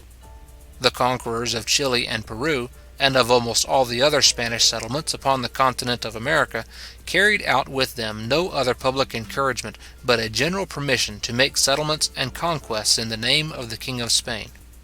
Those adventures were all at the private risk and expense of the adventurers. The government of Spain contributed scarce anything to any of them. That of England contributed as little towards effectuating the establishment of some of its most important colonies in North America. When those establishments were effectuated and had become so considerable as to attract the attention of the mother country, the first regulations which she made with regard to them had always in view to secure to herself the monopoly of their commerce, to confine their market, and to enlarge her own at their expense, and consequently rather to damp and discourage than to quicken and forward the course of their prosperity. In the different ways in which this monopoly has been exercised consist one of the most essential differences in the policy of the different European nations with regard to their colonies. The best of them all, that of England, is only somewhat less illiberal and oppressive than that of any of the rest. In what way, therefore, has the policy of Europe contributed either to the first establishment or to the present grandeur of the colonies of America? In one way, and in one way only, it has contributed a good deal. Magna verum mater. It bred and formed the men who were capable of achieving such great actions, and of laying the foundation of so great an empire. And there is no other quarter of the world of which the policy is capable of forming, or has ever actually, and in fact, formed such men. The colonies owe to the policy of Europe the education and great views of their active and enterprising founders, and some of the greatest and most important of them, so far as concerns their internal government, owe to it scarce anything else. Part 3. Of the advantages which Europe has derived from the discovery of America, and from that of a passage to the East Indies by the Cape of Good Hope. Such are the advantages which the colonies of America have derived from the policy of Europe. What are those which Europe has derived from the discovery and colonization of America? Those advantages may be divided, first, into the general advantages which Europe, considered as one great country, has derived from those great events, and, secondly, into the particular advantages which each colonizing country has derived from the colonies which particularly belong to it, in consequence of the authority or dominion which it exercises over them. The general advantages which Europe, considered as one great country, has derived from the discovery and colonization of America consist, first, in the increase of its enjoyments, and, secondly, in the augmentation of its industry. The surplus produce of America imported into Europe furnishes the inhabitants of this great continent with a variety of commodities which they could not otherwise have possessed, some for conveniency and use, some for pleasure, and some for ornament, and thereby contributes to increase their enjoyments. The discovery and colonization of America, it will readily be allowed, have contributed to augment the industry, first, of all the countries which trade to it directly, such as Spain, Portugal, France, and England, and secondly, of all those which, without trading to it directly, send, through the medium of other countries, goods to it of their own produce, such as Austrian Flanders, and some provinces of Germany, which, through the medium of the countries before mentioned, send to it a considerable quantity of linen and other goods.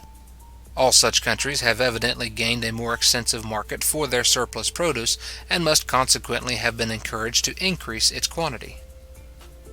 But those great events should likewise have contributed to encourage the industry of countries such as Hungary and Poland, which may never, perhaps, have sent a single commodity of their own produce to America, is not, perhaps, altogether so evident.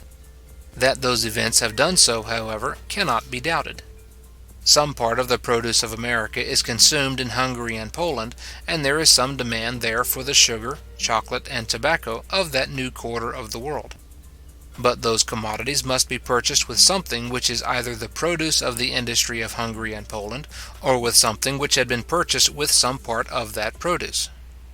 Those commodities of America are new values, new equivalents, introduced into Hungary and Poland, to be exchanged there for the surplus produce of those countries. By being carried thither, they create a new and more extensive market for that surplus produce. They raise its value, and thereby contribute to encourage its increase.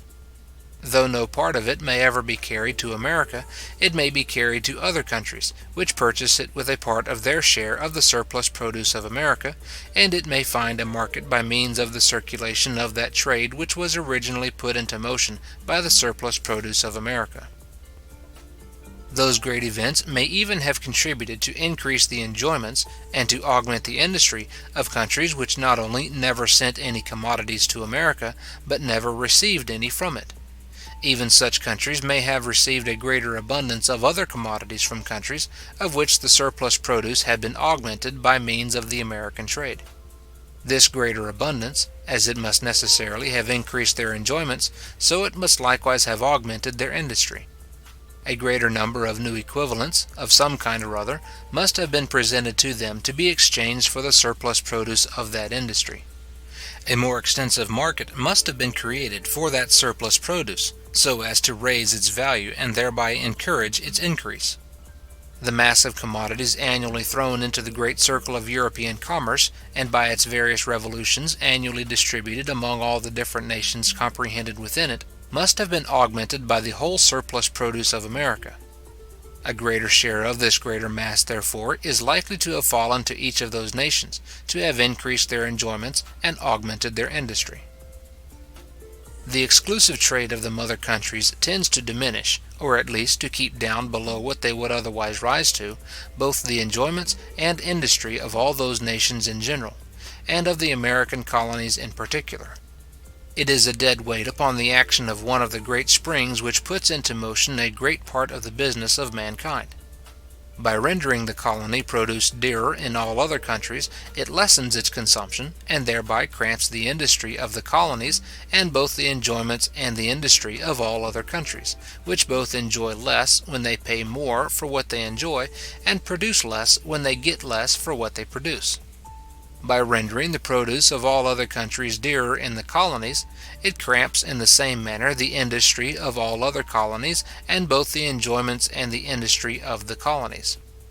It is a clog which, for the supposed benefit of some particular countries, embarrasses the pleasures and encumbers the industry of all other countries, but of the colonies more than of any other.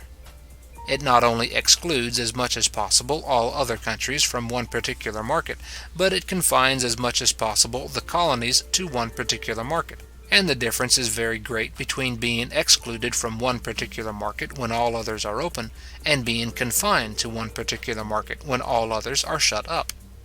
The surplus produce of the colonies, however, is the original source of all that increase of enjoyments and industry which Europe derives from the discovery and colonization of America, and the exclusive trade of the mother countries tends to render this source much less abundant than it otherwise would be.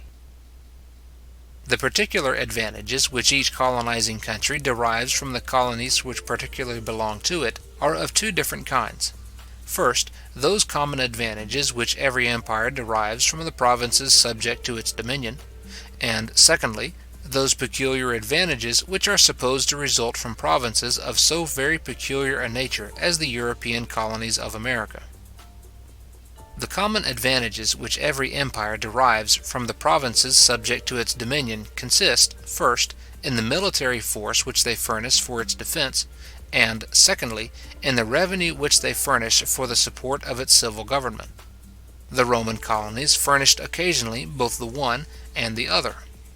The Greek colonies sometimes furnished a military force, but seldom any revenue. They seldom acknowledged themselves subject to the dominion of the mother city. They were generally her allies in war, but very seldom her subjects in peace. The European colonies of America have never yet furnished any military force for the defense of the mother country.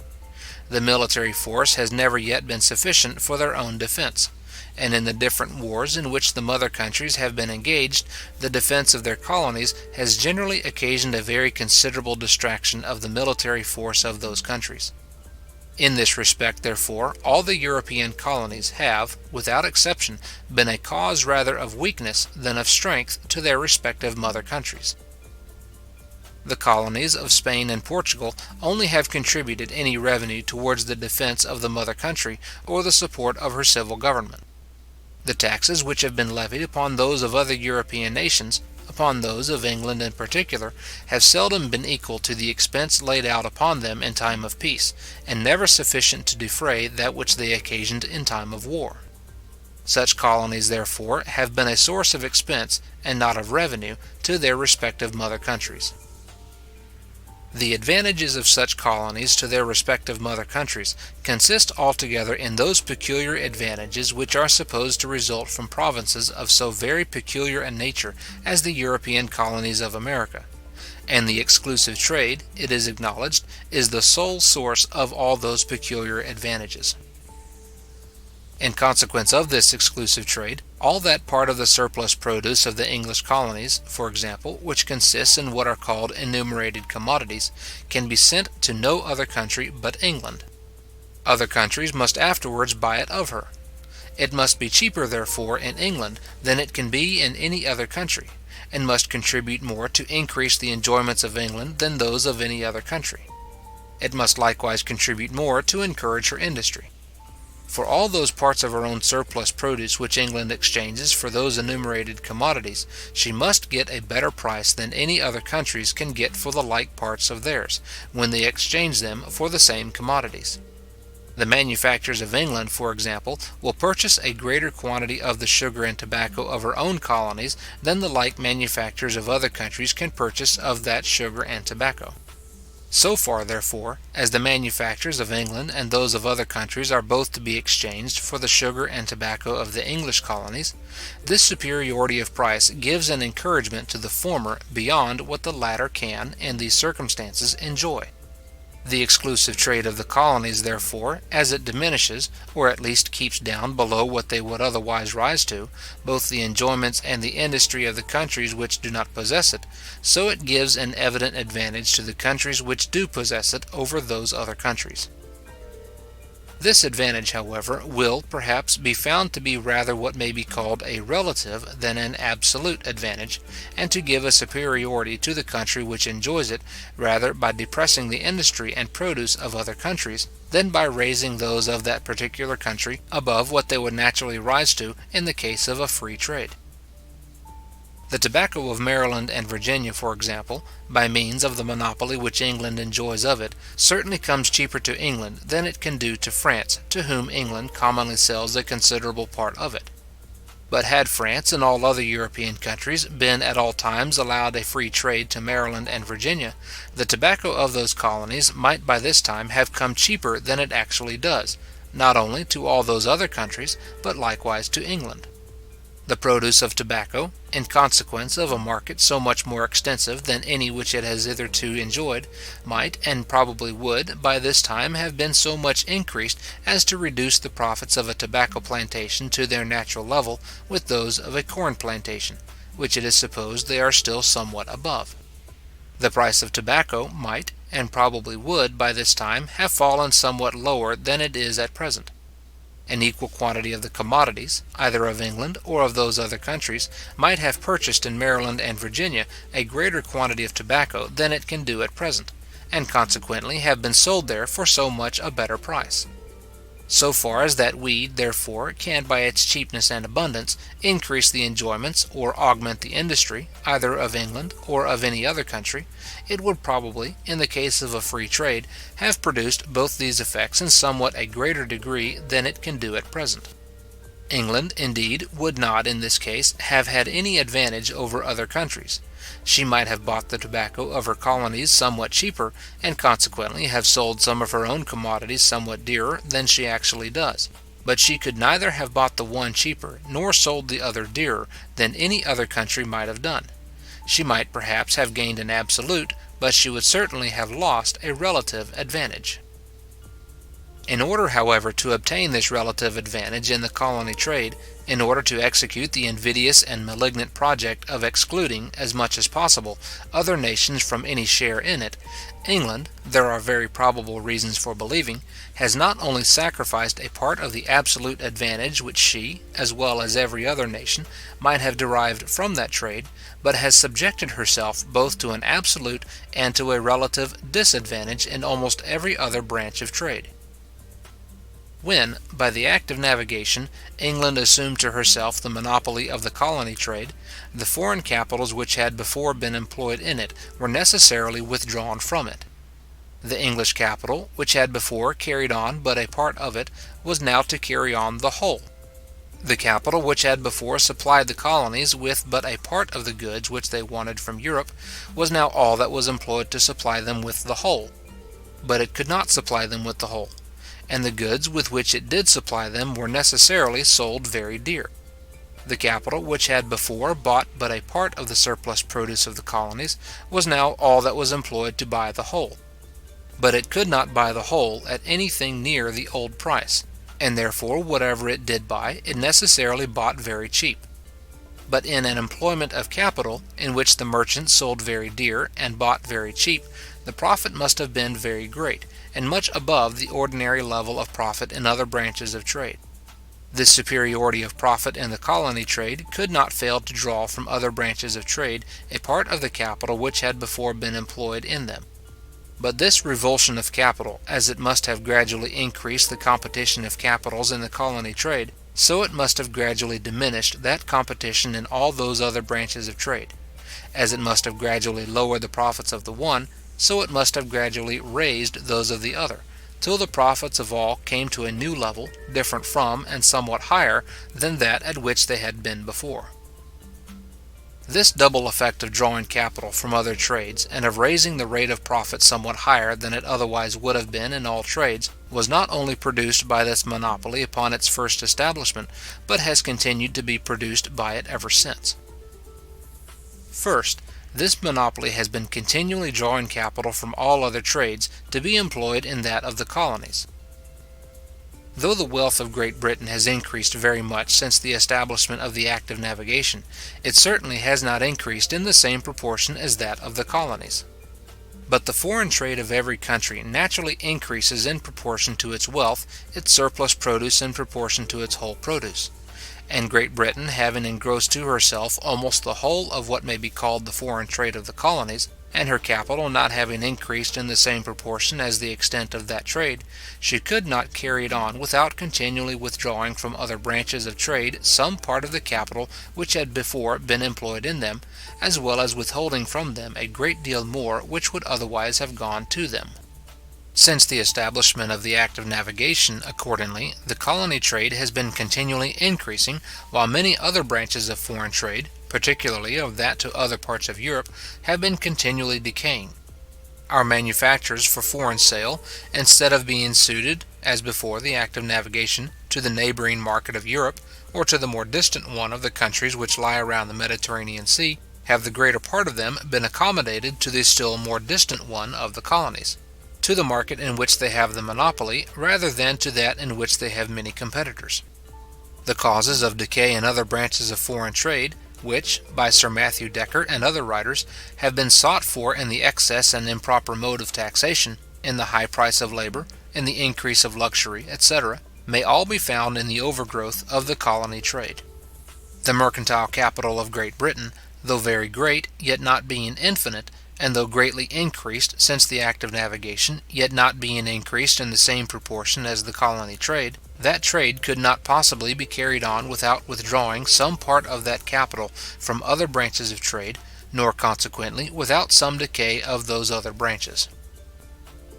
England, it must be observed, was a great trading country. Her mercantile capital was very great, and likely to become still greater and greater every day, not only before the act of navigation had established the monopoly of the corn trade, but before that trade was very considerable. In the Dutch war, during the government of Cromwell, her navy was superior to that of Holland, and in that which broke out in the beginning of the reign of Charles II, it was at least equal, perhaps superior, to the united navies of France and Holland. Its superiority, perhaps, would scarce appear greater in the present times, at least if the Dutch navy were to bear the same proportion to the Dutch commerce now which it did then. But this great naval power could not, in either of those wars, be owing to the act of navigation. During the first of them, the plan of that act had been but just formed, and though, before the breaking out of the second, it had been fully enacted by legal authority, yet no part of it could have had time to produce any considerable effect and least of all that part which established the exclusive trade to the colonies. Both the colonies and their trade were inconsiderable then in comparison of what they are now. The island of Jamaica was an unwholesome desert, little inhabited and less cultivated. New York and New Jersey were in the possession of the Dutch, the half of St. Christopher's in that of the French. The island of Antigua, the two Carolinas, Pennsylvania, Georgia, and Nova Scotia were not planted. Virginia, Maryland, and New England were planted, and though they were very thriving colonies, yet there was not perhaps at that time, either in Europe or America, a single person who foresaw or even suspected the rapid progress which they have since made in wealth, population, and improvement. The island of Barbados, in short, was the only British colony of any consequence of which the condition at that time bore any resemblance to what it is at present. The trade of the colonies, of which England, even for some time after the act of navigation, enjoyed but a part, for the act of navigation was not very strictly executed till several years after it was enacted, could not at that time be the cause of the great trade of England, nor of the great naval power which was supported by that trade. The trade which at that time supported that great naval power was the trade of Europe, and of the countries which lie round the Mediterranean Sea. But the share which Great Britain at present enjoys of that trade could not support any such great naval power. Had the growing trade of the colonies been left free to all nations, whatever share of it might have fallen to Great Britain, and a very considerable share would probably have fallen to her, must have been all in addition to this great trade of which she was before in possession. In consequence of the monopoly, the increase of the colony trade has not so much occasioned an addition to the trade which Great Britain had before, as a total change in its direction. Secondly, this monopoly has necessarily contributed to keep up the rate of profit in all the different branches of British trade higher than it naturally would have been had all nations been allowed a free trade to the British colonies. The monopoly of the colony trade, as it necessarily drew towards that trade a greater proportion of the capital of Great Britain than what would have gone to it of its own accord, so, by the expulsion of all foreign capitals, it necessarily reduced the whole quantity of capital employed in that trade below what it naturally would have been in the case of a free trade. But, by lessening the competition of capitals in that branch of trade, it necessarily raised the rate of profit in that branch. By lessening, too, the competition of British capitals in all other branches of trade, it necessarily raised the rate of British profit in all those other branches. Whatever may have been, at any particular period since the establishment of the act of navigation, the state or extent of the mercantile capital of Great Britain, the monopoly of the colony trade must, during the continuance of that state, have raised the ordinary rate of British profit higher than it otherwise would have been, both in that and in all the other branches of British trade.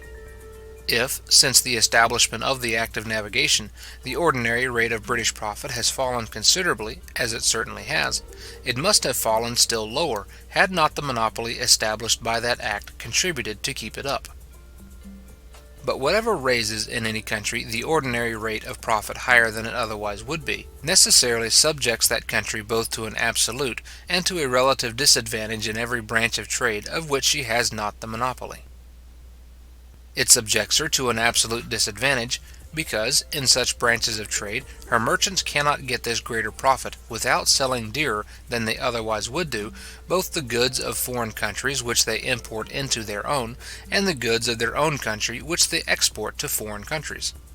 Their own country must both buy dearer and sell dearer, must both buy less and sell less, must both enjoy less and produce less than she otherwise would do.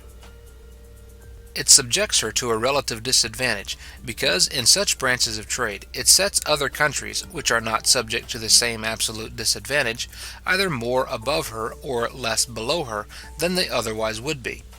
It enables them both to enjoy more and to produce more in proportion to what she enjoys and produces.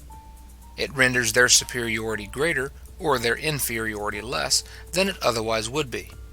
By raising the price of her produce above what it otherwise would be, it enables the merchants of other countries to undersell her in foreign markets, and thereby to justle her out of almost all those branches of trade of which she has not the monopoly.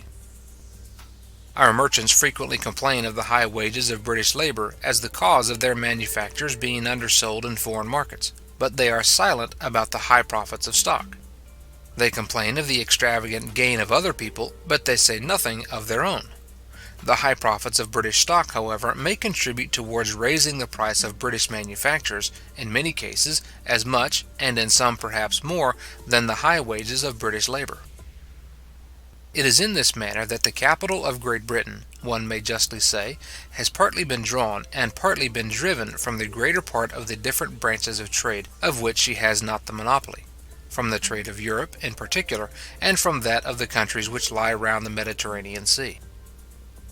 It has partly been drawn from those branches of trade, by the attraction of superior profit in the colony trade, in consequence of the continual increase of that trade, and of the continual insufficiency of the capital which had carried it on one year to carry it on the next.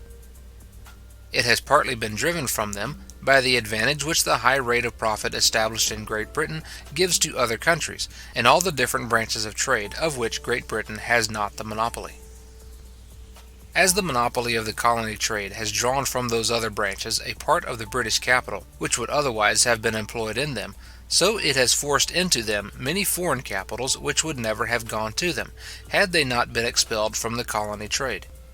In those other branches of trade it has diminished the competition of British capitals, and thereby raised the rate of British profit higher than it otherwise would have been. On the contrary, it has increased the competition of foreign capitals, and thereby sunk the rate of foreign profit lower than it otherwise would have been. Both in the one way and in the other, it must evidently have subjected Great Britain to a relative disadvantage in all those other branches of trade. The colony trade, however, it may perhaps be said, is more advantageous to Great Britain than any other, and the monopoly, by forcing into that trade a greater proportion of the capital of Great Britain than what would otherwise have gone to it, has turned that capital into an employment, more advantageous to the country than any other which it could have found. The most advantageous employment of any capital to the country to which it belongs is that which maintains there the greatest quantity of productive labour, and increases the most the annual produce of the land and labour of that country. But the quantity of productive labour which any capital employed in the foreign trade of consumption can maintain is exactly in proportion, it has been shown in the second book, to the frequency of its returns. A capital of £1,000, for example, employed in a foreign trade of consumption, of which the returns are made regularly once in the year, can keep in constant employment, in the country to which it belongs, a quantity of productive labour equal to what £1,000 can maintain there for a year. If the returns are made twice or thrice in the year, it can keep in constant employment a quantity of productive labour equal to what £2,000 or £3,000 can maintain there for a year. A foreign trade of consumption carried on with a neighbouring is, upon that account, in general, more advantageous than one carried on with a distant country. And, for the same reason, a direct foreign trade of consumption, as it has likewise been shown in the second book, is in general more advantageous than a roundabout one. But the monopoly of the colony trade, so far as it has operated upon the employment of the capital of Great Britain, has, in all cases, forced some part of it from a foreign trade of consumption carried on with a neighbouring to one carried on with a more distant country, and in many cases from a direct foreign trade of consumption to a roundabout one. First, the monopoly of the colony trade has, in all cases, forced some part of the capital of Great Britain from a foreign trade of consumption carried on with a neighbouring to one carried on with a more distant country. It has, in all cases, forced some part of that capital from the trade with Europe and with the countries which lie round the Mediterranean Sea to that with the more distant regions of America and the West Indies, from which the returns are necessarily less frequent, not only on account of the greater distance, but on account of the peculiar circumstances of those countries. New colonies, it has already been observed, are always understocked. Their capital is always much less than what they could employ with great profit and advantage in the improvement and cultivation of their land. They have a constant demand, therefore, for more capital than they have of their own, and, in order to supply the deficiency of their own, they endeavour to borrow as much as they can of the mother country, to whom they are, therefore, always in debt. The most common way in which the colonies contract this debt is not by borrowing upon bond of the rich people of the mother country, though they sometimes do this too, but by running as much in arrear to their correspondents, who supply them with goods from Europe as those correspondents will allow them. Their annual returns frequently do not amount to more than a third, and sometimes not to so great a proportion of what they owe. The whole capital, therefore, which their correspondents advance to them, is seldom returned to Britain in less than 3, and sometimes not in less than 4 or 5 years. But a British capital of £1,000, for example, which is returned to Great Britain only once in 5 years, can keep in constant employment only 1/5 part of the British industry which it could maintain, if the whole was returned once in the year. And, instead of the quantity of industry which £1,000 could maintain for a year, can keep in constant employment the quantity only which £200 can maintain for a year. The planter, no doubt, by the high price which he pays for the goods from Europe, by the interest upon the bills which he grants at distant dates, and by the commission upon the renewal of those which he grants at near dates, makes up, and probably more than makes up, all the loss which his correspondent can sustain by this delay. But, though he make up the loss of his correspondent, he cannot make up that of Great Britain. In a trade of which the returns are very distant, the profit of the merchant may be as great or greater than in one in which they are very frequent and near.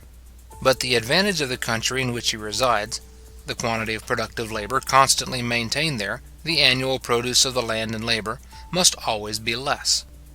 That the returns of the trade to America, and still more those of that to the West Indies, are in general not only more distant, but more irregular and more uncertain too, than those of the trade to any part of Europe, or even the countries which lie round the Mediterranean Sea, will readily be allowed, I imagine, by everybody who has any experience of those different branches of trade. Secondly, the monopoly of the colony trade has, in many cases, forced some part of the capital of Great Britain from a direct foreign trade of consumption into a roundabout one. Among the enumerated commodities which can be sent to no other market but Great Britain, there are several of which the quantity exceeds very much the consumption of Great Britain, and of which a part, therefore, must be exported to other countries. But this cannot be done without forcing some part of the capital of Great Britain into a roundabout foreign trade of consumption. Maryland and Virginia, for example, send annually to Great Britain upwards of 96,000 hogsheads of tobacco, and the consumption of Great Britain is said not to exceed 14,000. Upwards of 82,000 hogsheads, therefore, must be exported to other countries, to France, to Holland, and to the countries which lie round the Baltic and Mediterranean seas. But that part of the capital of Great Britain which brings those 82,000 hogsheads to Great Britain, which re-exports them from thence to those other countries, and which brings back from those other countries to Great Britain either goods or money in return, is employed in a roundabout foreign trade of consumption, and is necessarily forced into this employment in order to dispose of this great surplus. If we would compute in how many years the whole of this capital is likely to come back to Great Britain, we must add to the distance of the American returns that of the returns from those other countries. If, in the direct foreign trade of consumption which we carry on with America, the whole capital employed frequently does not come back in less than 3 or 4 years, the whole capital employed in this roundabout one is not likely to come back in less than 4 or 5. If the one can keep in constant employment but a third or a fourth part of the domestic industry which could be maintained by a capital returned once in the year, the other can keep in constant employment but a fourth or a fifth part of that industry. At some of the outports a credit is commonly given to those foreign correspondents to whom they export their tobacco. At the port of London, indeed, it is commonly sold for ready money. The rule is weigh and pay. At the port of London, therefore, the final returns of the whole roundabout trade are more distant than the returns from America, by the time only which the goods may lie unsold in the warehouse, where, however, they may sometimes lie long enough.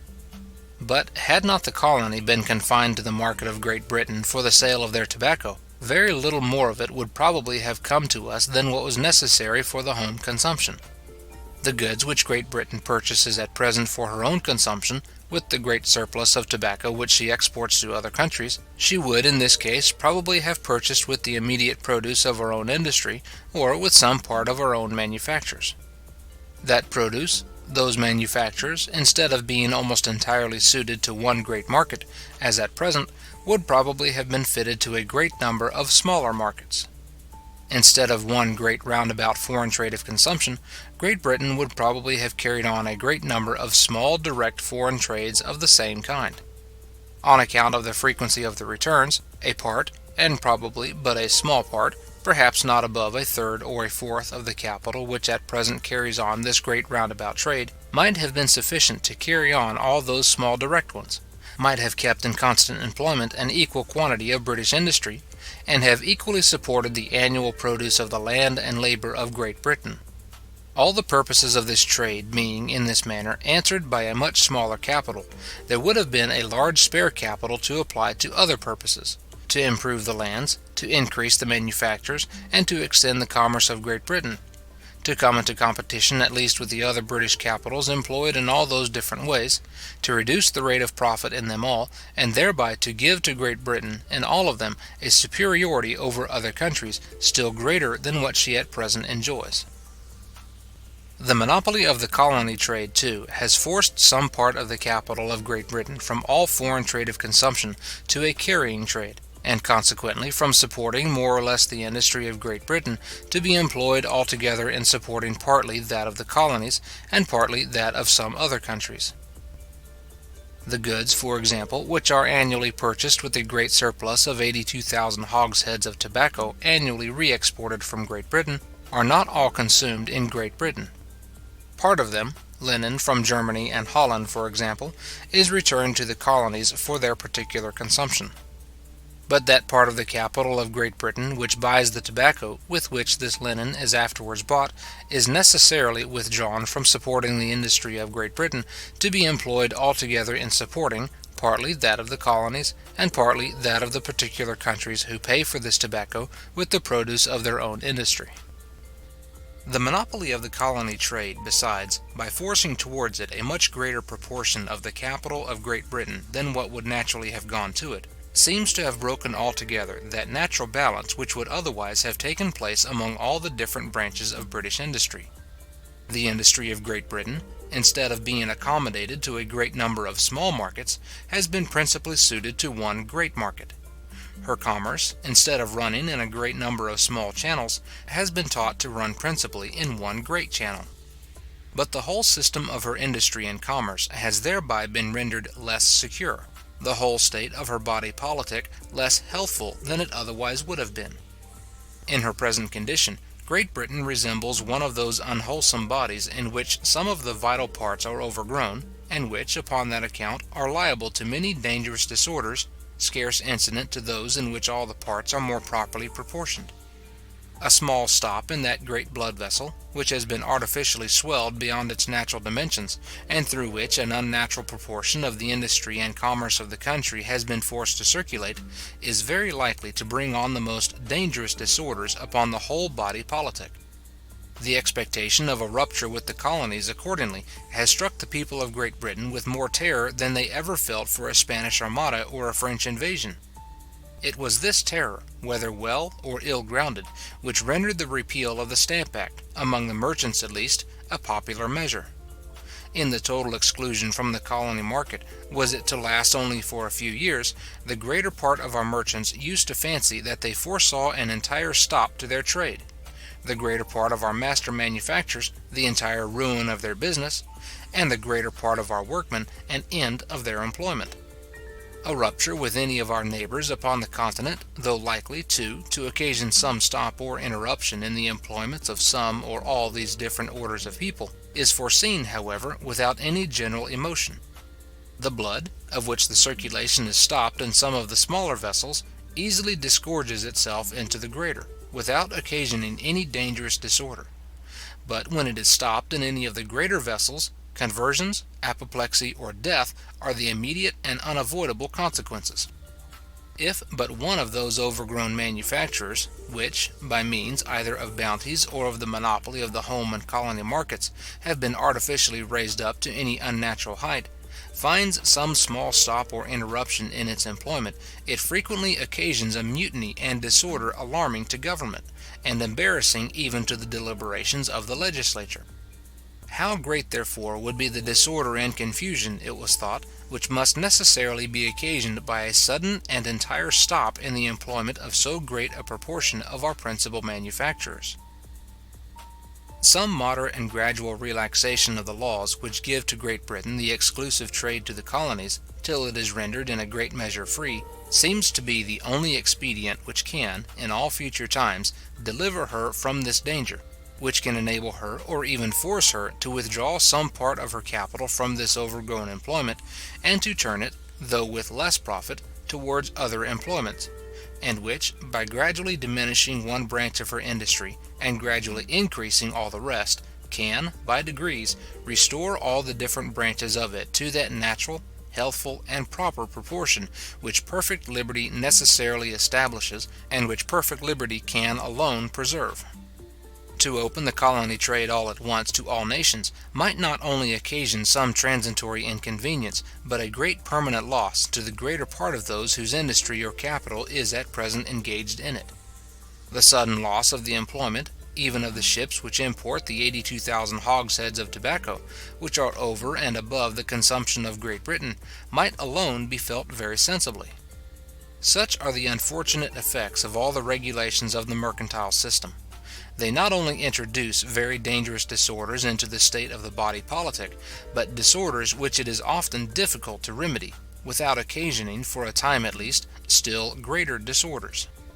In what manner, therefore, the colony trade ought gradually to be opened, what are the restraints which ought first, and what are those which ought last, to be taken away, or in what manner the natural system of perfect liberty and justice ought gradually to be restored, we must leave to the wisdom of future statesmen and legislators to determine. 5 different events, unforeseen and unthought of, have very fortunately concurred to hinder Great Britain from feeling, so sensibly as it was generally expected she would, the total exclusion which has now taken place for more than a year, from the 1st of December 1774, from a very important branch of the colony trade, that of the 12 associated provinces of North America.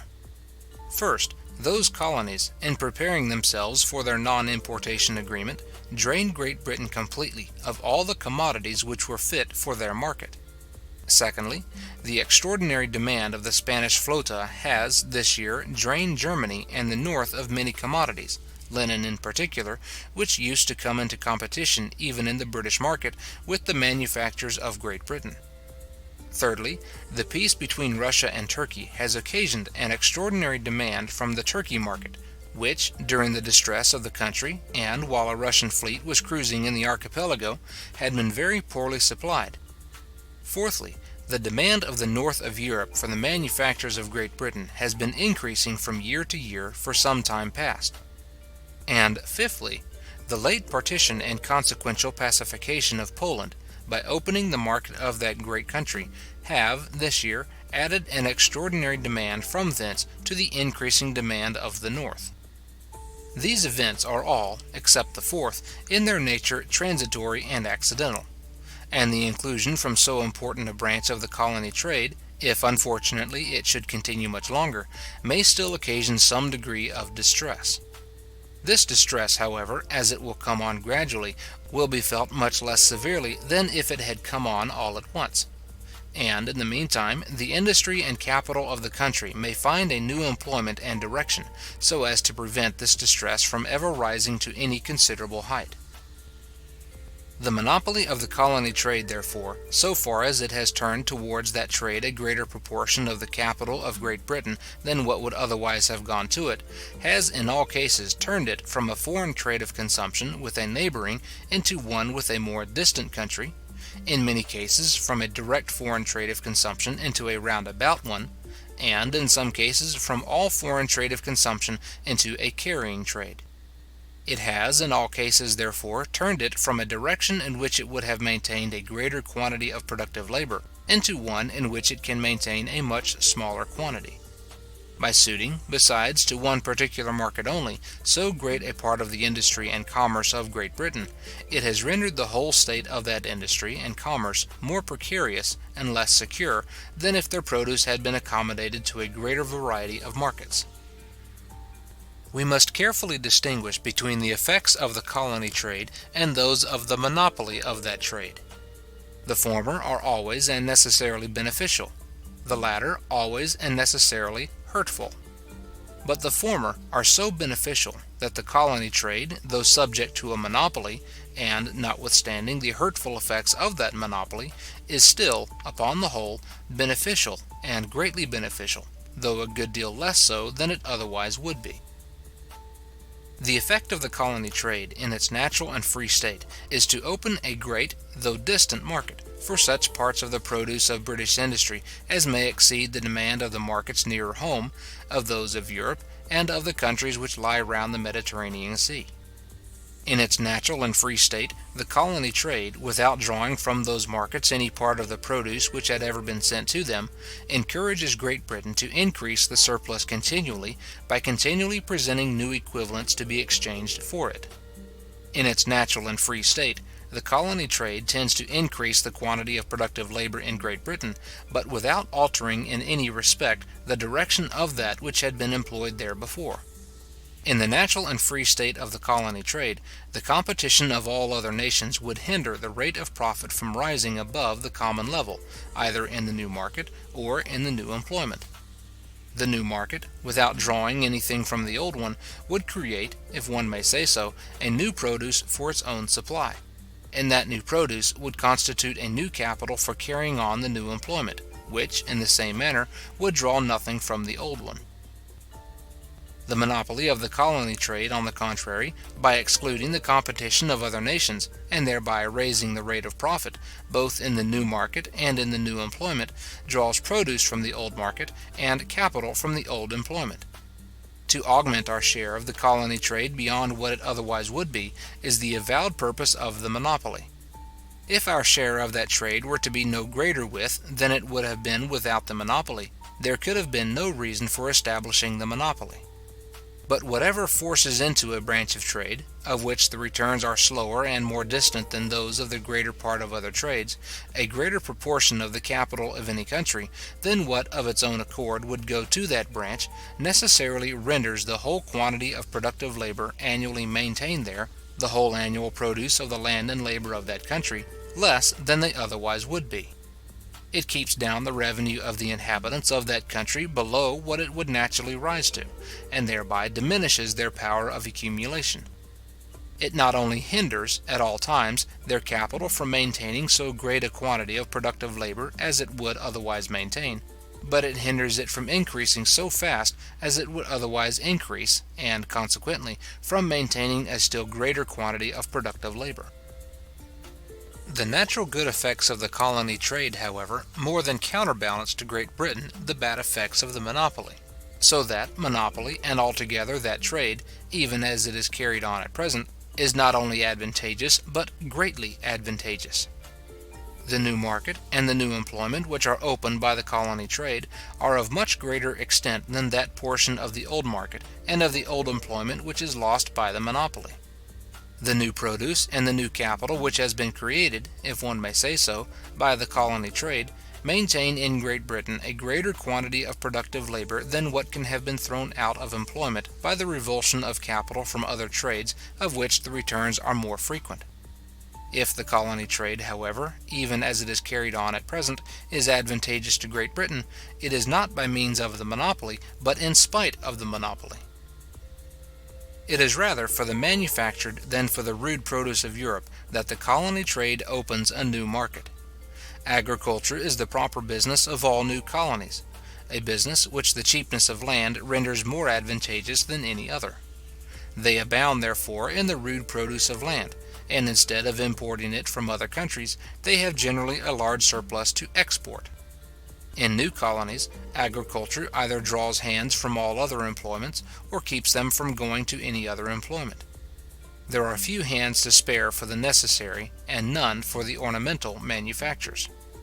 The greater part of the manufactures of both kinds they find it cheaper to purchase of other countries than to make for themselves. It is chiefly by encouraging the manufactures of Europe that the colony trade indirectly encourages its agriculture. The manufactures of Europe, to whom that trade gives employment, constitute a new market for the produce of the land, and the most advantageous of all markets. The home market for the corn and cattle, for the bread and butcher's meat of Europe, is thus greatly extended by means of the trade to America.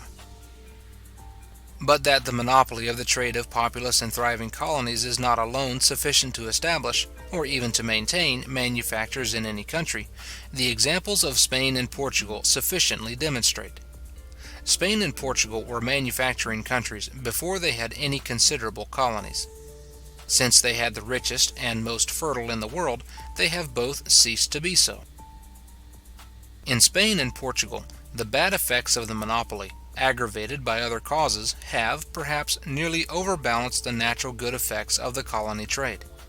These causes seem to be other monopolies of different kinds. The degradation of the value of gold and silver below what it is in most other countries, the exclusion from foreign markets by improper taxes upon exportation, and the narrowing of the home market by still more improper taxes upon the transportation of goods from one part of the country to another, but, above all, that irregular and partial administration of justice, which often protects the rich and powerful debtor from the pursuit of his injured creditor, and which makes the industrious part of the nation afraid to prepare goods for the consumption of those haughty and great men, to whom they dare not refuse to sell upon credit, and from whom they are altogether uncertain of repayment. In England, on the contrary, the natural good effects of the colony trade, assisted by other causes, have in a great measure conquered the bad effects of the monopoly. These causes seem to be the general liberty of trade, which, notwithstanding some restraints, is at least equal, perhaps superior, to what it is in any other country; the liberty of exporting, duty-free, almost all sorts of goods which are the produce of domestic industry, to almost any foreign country; and what, perhaps, is of still greater importance, the unbounded liberty of transporting them from one part of our own country to any other, without being obliged to give any account to any public office, without being liable to question or examination of any kind; but, above all, that equal and impartial administration of justice, which renders the rights of the meanest British subject respectable to the greatest, and which, by securing to every man the fruits of his own industry, gives the greatest and most effectual encouragement to every sort of industry. If the manufactures of Great Britain, however, have been advanced, as they certainly have, by the colony trade, it has not been by means of the monopoly of that trade, but in spite of the monopoly. The effect of the monopoly has been, not to augment the quantity, but to alter the quality and shape of a part of the manufactures of Great Britain, and to accommodate to a market from which the returns are slow and distant, what would otherwise have been accommodated to one from which the returns are frequent and near. Its effect has consequently been, to turn a part of the capital of Great Britain from an employment in which it would have maintained a greater quantity of manufacturing industry, to one in which it maintains a much smaller, and thereby to diminish, instead of increasing, the whole quantity of manufacturing industry maintained in Great Britain. The monopoly of the colony trade, therefore, like all the other mean and malignant expedients of the mercantile system, depresses the industry of all other countries, but chiefly that of the colonies, without in the least increasing, but on the contrary diminishing, that of the country in whose favour it is established. The monopoly hinders the capital of that country, whatever may at any particular time be the extent of that capital, from maintaining so great a quantity of productive labour as it would otherwise maintain, and from affording so great a revenue to the industrious inhabitants as it would otherwise afford. But as capital can be increased only by savings from revenue, the monopoly, by hindering it from affording so great a revenue as it would otherwise afford, necessarily hinders it from increasing so fast as it would otherwise increase, and consequently from maintaining a still greater quantity of productive labour, and affording a still greater revenue to the industrious inhabitants of that country. One great original source of revenue, therefore, the wages of labour, the monopoly must necessarily have rendered, at all times, less abundant than it otherwise would have been. By raising the rate of mercantile profit, the monopoly discourages the improvement of land. The profit of improvement depends upon the difference between what the land actually produces, and what, by the application of a certain capital, it can be made to produce. If this difference affords a greater profit than what can be drawn from an equal capital in any mercantile employment, the improvement of land will draw capital from all mercantile employments. If the profit is less, mercantile employments will draw capital from the improvement of land. Whatever, therefore, raises the rate of mercantile profit, either lessens the superiority or increases the inferiority of the profit of improvement, and, in the one case, hinders capital from going to improvement, and in the other, draws capital from it. But by discouraging improvement, the monopoly necessarily retards the natural increase of another great original source of revenue, the rent of land. By raising the rate of profit, too, the monopoly necessarily keeps up the market rate of interest higher than it otherwise would be. But the price of land, in proportion to the rent which it affords, the number of years' purchase which is commonly paid for it, necessarily falls as the rate of interest rises, and rises as the rate of interest falls. The monopoly, therefore, hurts the interest of the landlord two different ways, by retarding the natural increase, first, of his rent, and, secondly, of the price which he would get for his land, in proportion to the rent which it affords. The monopoly, indeed, raises the rate of mercantile profit, and thereby augments somewhat the gain of our merchants. But as it obstructs the natural increase of capital, it tends rather to diminish than to increase the sum total of the revenue which the inhabitants of the country derive from the profits of stock. A small profit upon a great capital generally affording a greater revenue than a great profit upon a small one. The monopoly raises the rate of profit, but it hinders the sum of profit from rising so high as it otherwise would do. All the original sources of revenue, the wages of labor, the rent of land, and the profits of stock, the monopoly renders much less abundant than they otherwise would be. To promote the little interest of one little order of men in one country, it hurts the interest of all other orders of men in that country, and of all the men in all other countries. It is solely by raising the ordinary rate of profit that the monopoly either has proved, or could prove, advantageous to any one particular order of men. But besides all the bad effects to the country in general, which have already been mentioned as necessarily resulting from a higher rate of profit, there is one more fatal perhaps than all these put together, but which, if we may judge from experience, is inseparably connected with it. The high rate of profit seems everywhere to destroy that parsimony which, in other circumstances, is natural to the character of the merchant. When profits are high, that sober virtue seems to be superfluous, and expensive luxury to suit better the affluence of his situation. But the owners of the great mercantile capitals are necessarily the leaders and conductors of the whole industry of every nation, and their example has a much greater influence upon the manners of the whole industrious part of it than that of any other order of men.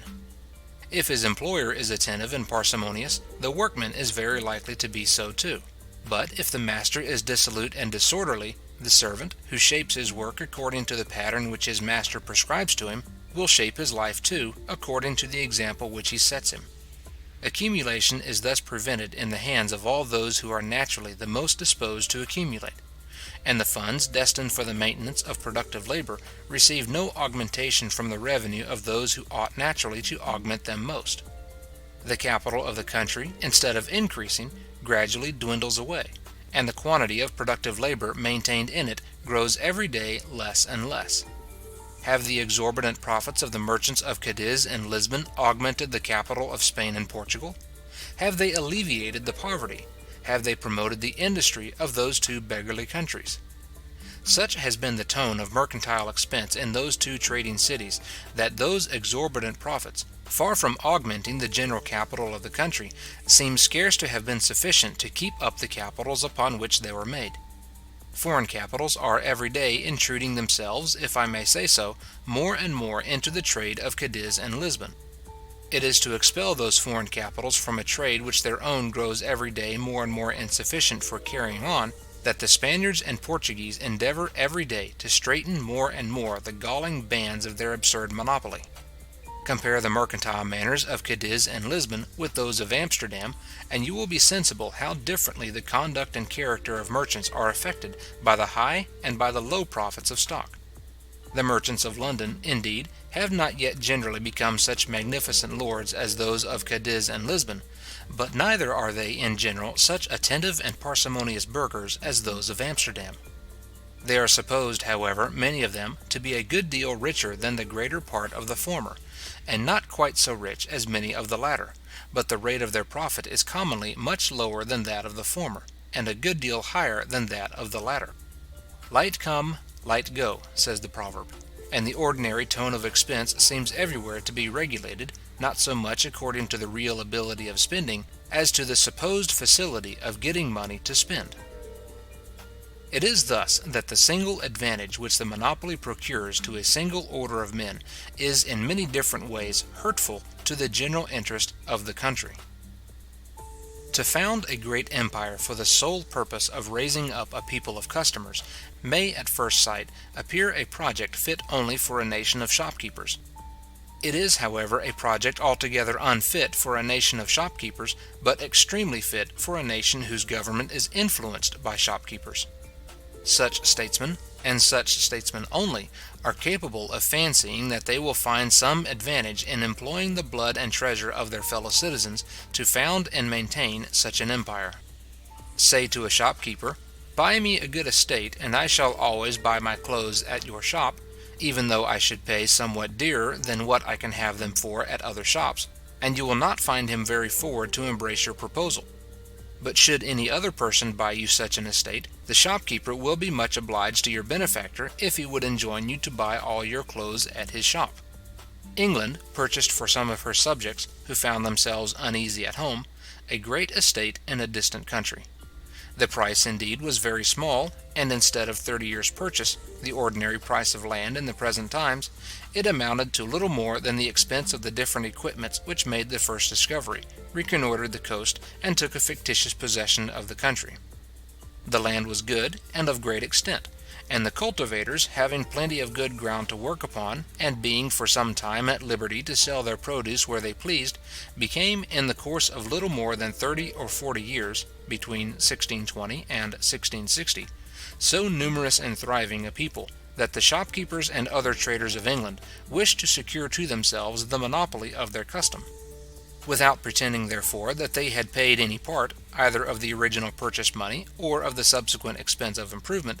they petitioned the parliament that the cultivators of America might for the future be confined to their shop, first, for buying all the goods which they wanted from Europe, and secondly, for selling all such parts of their own produce as those traders might find it convenient to buy. For they did not find it convenient to buy every part of it. Some parts of it imported into England might have interfered with some of the trades which they themselves carried on at home. Those particular parts of it, therefore, they were willing that the colonists should sell where they could, the farther off the better, and upon that account proposed that their market should be confined to the countries south of Cape Finisterre.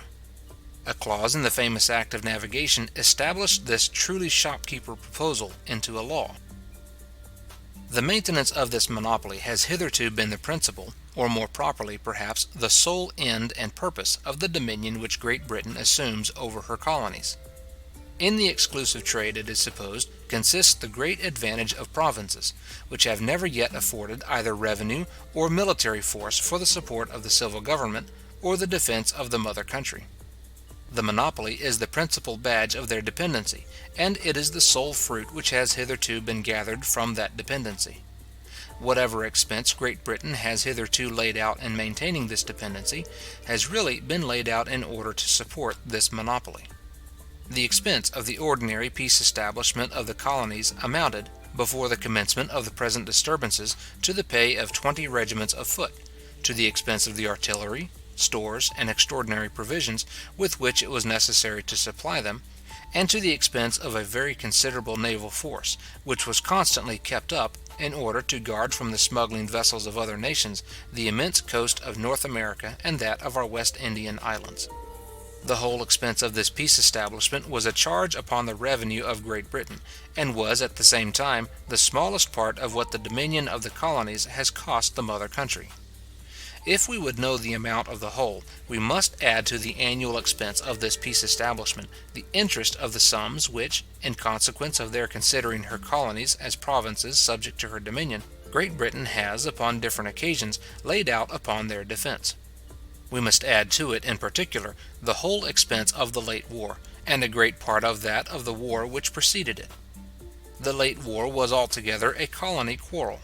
and the whole expense of it, in whatever part of the world it might have been laid out, whether in Germany or the East Indies, ought justly to be stated to the account of the colonies.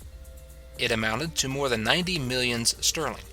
including not only the new debt which was contracted, but the 2 shillings in the pound additional land tax, and the sums which were every year borrowed from the sinking fund.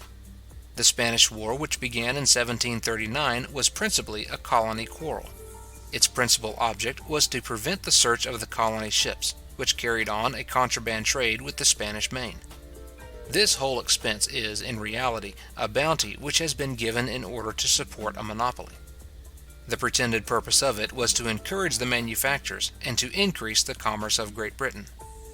But its real effect has been to raise the rate of mercantile profit, and to enable our merchants to turn into a branch of trade, of which the returns are more slow and distant than those of the greater part of other trades, a greater proportion of their capital than they otherwise would have done. 2 events which, if a bounty could have prevented, it might perhaps have been very well worth while to give such a bounty. Under the present system of management, therefore, Great Britain derives nothing but loss from the dominion which she assumes over her colonies. To propose that Great Britain should voluntarily give up all authority over her colonies, and leave them to elect their own magistrates, to enact their own laws, and to make peace and war, as they might think proper, would be to propose such a measure as never was, and never will be, adopted by any nation in the world. No nation ever voluntarily gave up the dominion of any province, how troublesome soever it might be to govern it, and how small soever the revenue which it afforded might be in proportion to the expense which it occasioned. Such sacrifices, though they might frequently be agreeable to the interest, are always mortifying to the pride of every nation; and, what is perhaps of still greater consequence, they are always contrary to the private interest of the governing part of it, who would thereby be deprived of the disposal of many places of trust and profit, of many opportunities of acquiring wealth and distinction, which the possession of the most turbulent, and, to the great body of the people, the most unprofitable province seldom fails to afford. The most visionary enthusiast would scarce be capable of proposing such a measure with any serious hopes at least of its ever being adopted. If it was adopted, however, Great Britain would not only be immediately freed from the whole annual expense of the peace establishment of the colonies, but might settle with them such a treaty of commerce as would effectually secure to her a free trade, more advantageous to the great body of the people, though less so to the merchants than the monopoly which she at present enjoys. By thus parting good friends, the natural affection of the colonies to the mother country, which perhaps our late dissensions have well nigh extinguished, would quickly revive. It might dispose them not only to respect, for whole centuries together, that treaty of commerce which they had concluded with us at parting, but to favour us in war as well as in trade, and instead of turbulent and factious subjects, to become our most faithful, affectionate, and generous allies; and the same sort of parental affection on the one side, and filial respect on the other, might revive between Great Britain and her colonies, which used to subsist between those of ancient Greece and the mother city from which they descended. In order to render any province advantageous to the empire to which it belongs, it ought to afford, in time of peace, a revenue to the public, sufficient not only for defraying the whole expense of its own peace establishment, but for contributing its proportion to the support of the general government of the empire. Every province necessarily contributes, more or less, to increase the expense of that general government. If any particular province, therefore, does not contribute its share towards defraying this expense, an unequal burden must be thrown upon some other part of the empire. The extraordinary revenue, too, which every province affords to the public in time of war, ought, from parity of reason, to bear the same proportion to the extraordinary revenue of the whole empire, which its ordinary revenue does in time of peace. That neither the ordinary nor extraordinary revenue which Great Britain derives from her colonies bears this proportion to the whole revenue of the British Empire will readily be allowed. The monopoly, it has been supposed, indeed, by increasing the private revenue of the people of Great Britain, and thereby enabling them to pay greater taxes, compensates the deficiency of the public revenue of the colonies. But this monopoly, I have endeavoured to show, though a very grievous tax upon the colonies, and though it may increase the revenue of a particular order of men in Great Britain, diminishes, instead of increasing, that of the great body of the people, and consequently diminishes, instead of increasing, the ability of the great body of the people to pay taxes. The men, too, whose revenue the monopoly increases, constitute a particular order, which it is both absolutely impossible to tax beyond the proportion of other orders, and extremely impolitic even to attempt to tax beyond that proportion, as I shall endeavour to show in the following book. No particular resource, therefore, can be drawn from this particular order. The colonies may be taxed either by their own assemblies or by the Parliament of Great Britain. That the colony assemblies can never be so managed as to levy upon their constituents a public revenue, sufficient not only to maintain at all times their own civil and military establishment, but to pay their proper proportion of the expense of the general government of the British Empire, seems not very probable. It was a long time before even the Parliament of England, though placed immediately under the eye of the sovereign, could be brought under such a system of management, or could be rendered sufficiently liberal in their grants for supporting the civil and military establishments even of their own country.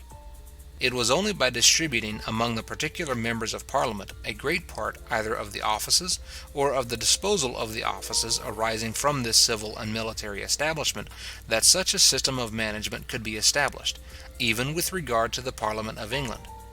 But the distance of the colony assemblies from the eye of the sovereign, their number, their dispersed situation, and their various constitutions, would render it very difficult to manage them in the same manner, even though the sovereign had the same means of doing it, and those means are wanting. It would be absolutely impossible to distribute among all the leading members of all the colony assemblies such a share either of the offices or of the disposal of the offices arising from the general government of the British Empire, as to dispose them to give up their popularity at home, and to tax their constituents for the support of that general government, of which almost the whole emoluments were to be divided among people who were strangers to them. The unavoidable ignorance of administration, besides, concerning the relative importance of the different members of those different assemblies, the offences which must frequently be given, the blunders which must constantly be committed, in attempting to manage them in this manner, seems to render such a system of management altogether impracticable with regard to them. The colony assemblies, besides, cannot be supposed the proper judges of what is necessary for the defence and support of the whole empire. The care of that defence and support is not entrusted to them. It is not their business, and they have no regular means of information concerning it. The assembly of a province, like the vestry of a parish, may judge very properly concerning the affairs of its own particular district, but can have no proper means of judging concerning those of the whole empire. It cannot even judge properly concerning the proportion which its own province bears to the whole empire, or concerning the relative degree of its wealth and importance compared with the other provinces, because those other provinces are not under the inspection and superintendency of the assembly of a particular province. What is necessary for the defence and support of the whole empire, and in what proportion each part ought to contribute, can be judged of only by that assembly which inspects and superintends the affairs of the whole empire.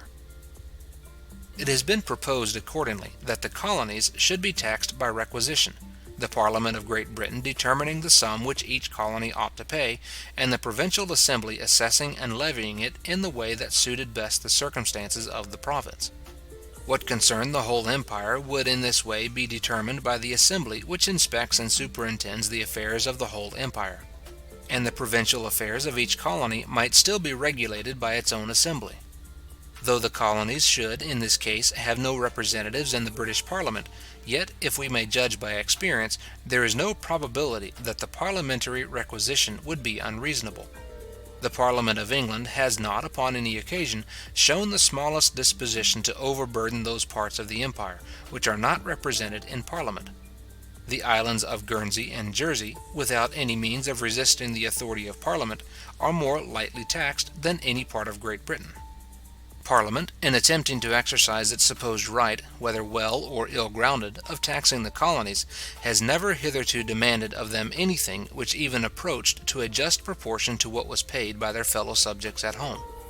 If the contribution of the colonies, besides, was to rise or fall in proportion to the rise or fall of the land tax, Parliament could not tax them without taxing, at the same time, its own constituents, and the colonies might in this case be considered as virtually represented in Parliament. Examples are not wanting of empires in which all the different provinces are not taxed, if I may be allowed the expression, in one mass, but in which the sovereign regulates the sum which each province ought to pay, and in some provinces assesses and levies it as he thinks proper, while in others he leaves it to be assessed and levied as the respective states of each province shall determine. In some provinces of France, the king not only imposes what taxes he thinks proper, but assesses and levies them in the way he thinks proper.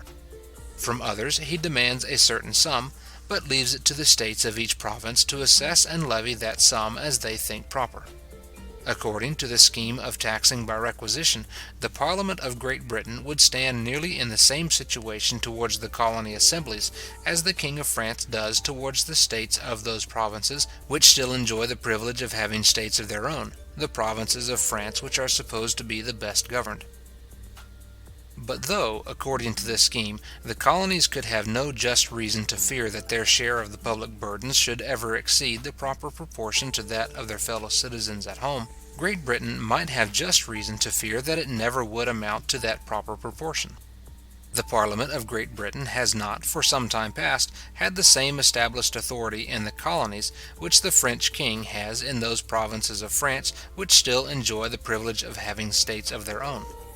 The colony assemblies, if they were not very favourably disposed, and unless more skilfully managed than they ever have been hitherto, they are not very likely to be so,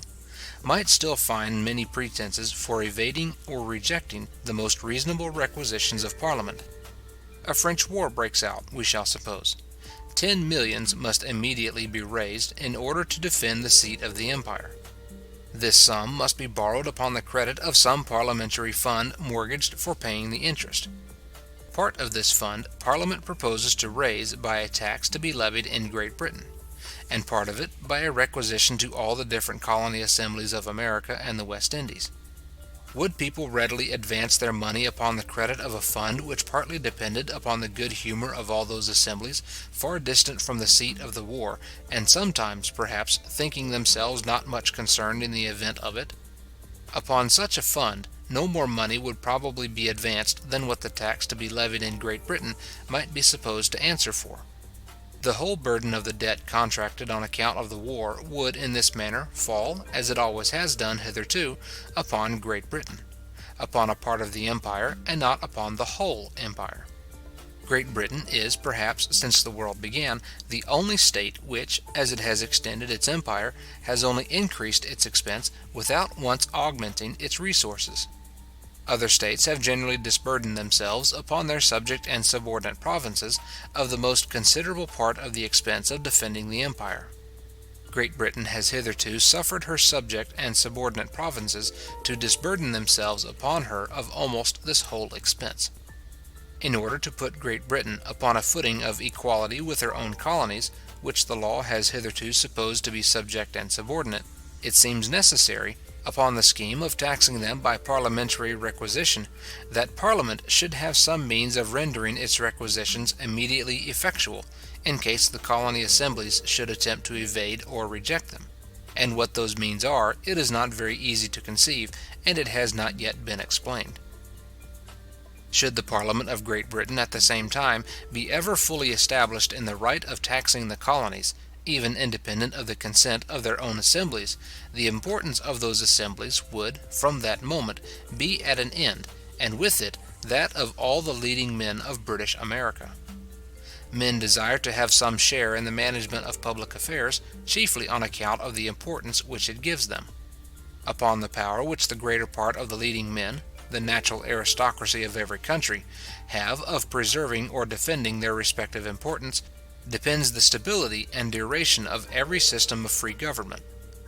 In the attacks which those leading men are continually making upon the importance of one another, and in the defence of their own, consists the whole play of domestic faction and ambition. The leading men of America, like those of all other countries, desire to preserve their own importance. They feel or imagine that if their assemblies, which they are fond of calling parliaments, and of considering as equal in authority to the Parliament of Great Britain, should be so far degraded as to become the humble ministers and executive officers of that Parliament, the greater part of their own importance would be at an end. They have rejected, therefore, the proposal of being taxed by parliamentary requisition, and, like other ambitious and high-spirited men, have rather chosen to draw the sword in defense of their own importance. Towards the declension of the Roman Republic, the allies of Rome, who had borne the principal burden of defending the state and extending the empire, demanded to be admitted to all the privileges of Roman citizens. Upon being refused, the social war broke out. During the course of that war, Rome granted those privileges to the greater part of them, one by one, and in proportion as they detached themselves from the general confederacy. The Parliament of Great Britain insists upon taxing the colonies, and they refuse to be taxed by a parliament in which they are not represented. If to each colony which should detach itself from the general confederacy, Great Britain should allow such a number of representatives as suited the proportion of what it contributed to the public revenue of the empire, in consequence of its being subjected to the same taxes,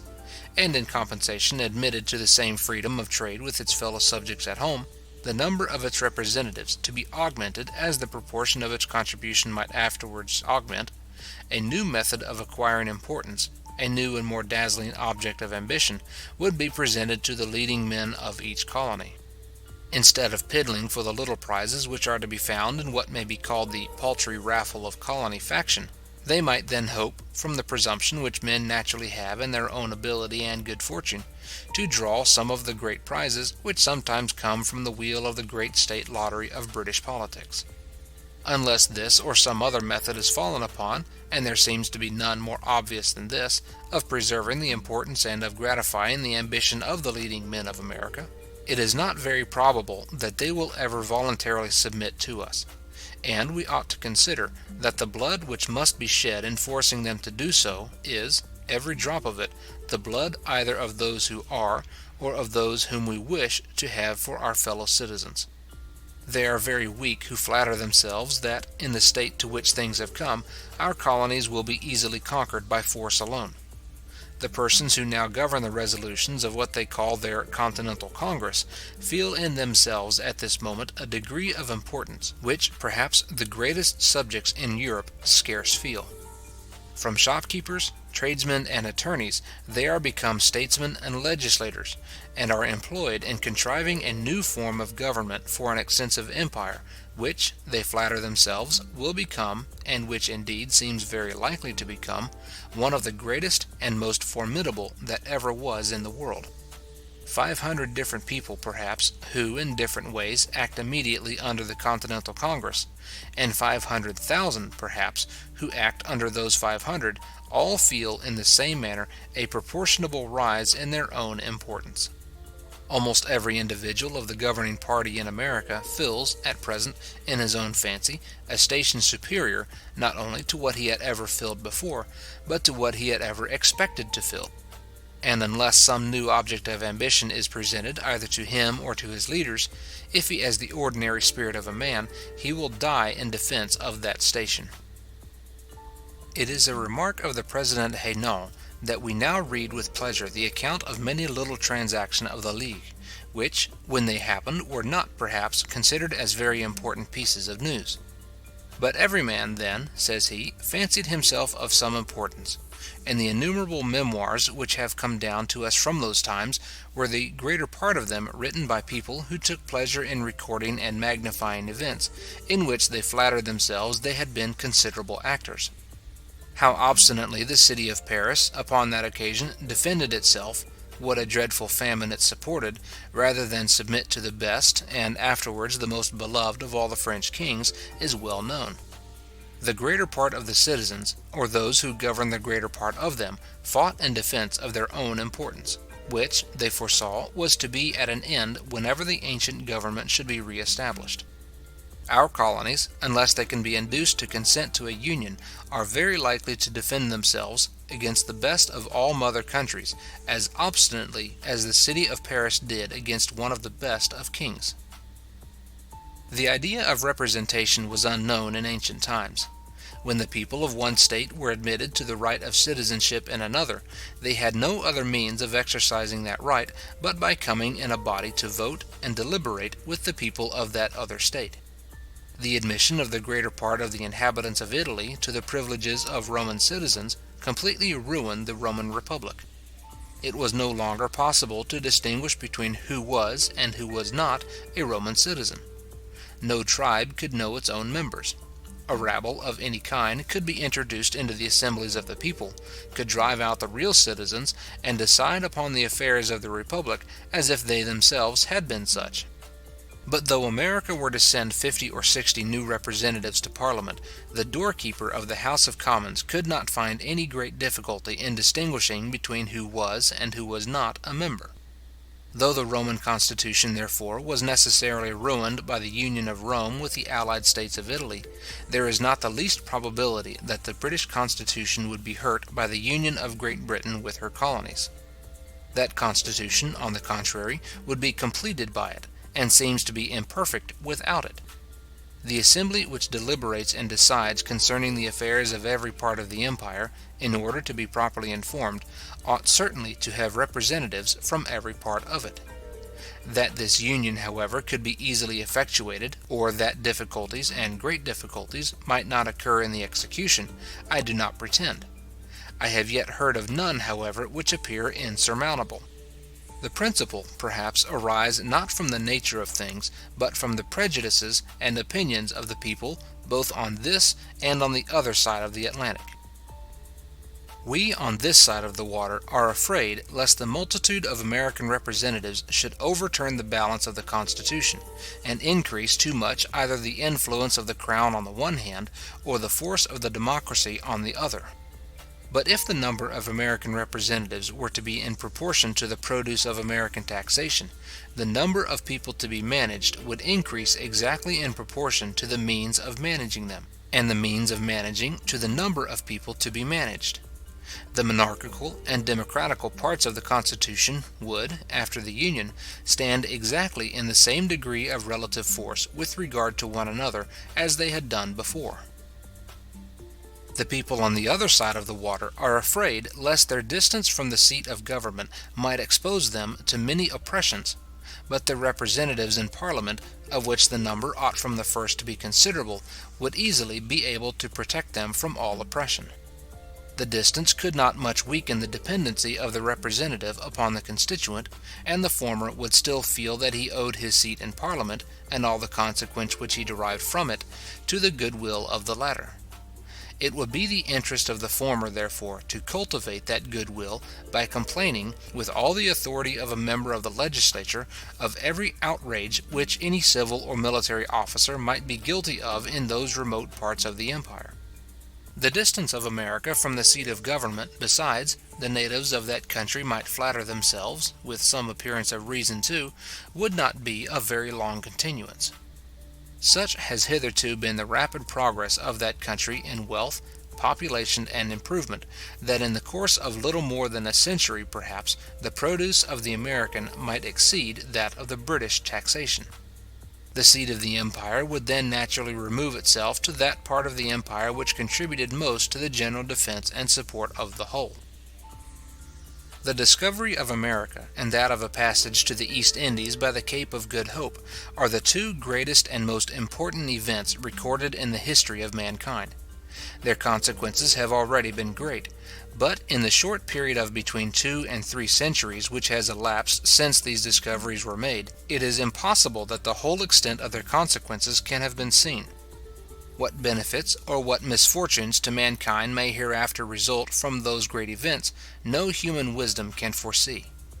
By uniting in some measure the most distant parts of the world, by enabling them to relieve one another's wants, to increase one another's enjoyments, and to encourage one another's industry, their general tendency would seem to be beneficial. To the natives, however, both of the East and West Indies, all the commercial benefits which can have resulted from those events have been sunk and lost in the dreadful misfortunes which they have occasioned. These misfortunes, however, seem to have arisen rather from accident than from anything in the nature of those events themselves. At the particular time when these discoveries were made, the superiority of force happened to be so great on the side of the Europeans, that they were enabled to commit with impunity every sort of injustice in those remote countries. Hereafter, perhaps, the natives of those countries may grow stronger, or those of Europe may grow weaker, and the inhabitants of all the different quarters of the world may arrive at that equality of courage and force, which, by inspiring mutual fear, can alone overawe the injustice of independent nations into some sort of respect for the rights of one another. But nothing seems more likely to establish this equality of force than that mutual communication of knowledge and of all sorts of improvements, which an extensive commerce from all countries to all countries naturally, or rather necessarily, comes along with it. In the meantime, one of the principal effects of those discoveries has been to raise the mercantile system to a degree of splendor and glory which it could never otherwise have attained to. It is the object of that system to enrich a great nation, rather by trade and manufactures than by the improvement and cultivation of land, rather by the industry of the towns than by that of the country. But in consequence of those discoveries, the commercial towns of Europe, instead of being the manufacturers and carriers for but a very small part of the world, that part of Europe which is washed by the Atlantic Ocean, and the countries which lie round the Baltic and Mediterranean seas, have now become the manufacturers for the numerous and thriving cultivators of America, and the carriers, and in some respects the manufacturers too, for almost all the different nations of Asia, Africa, and America.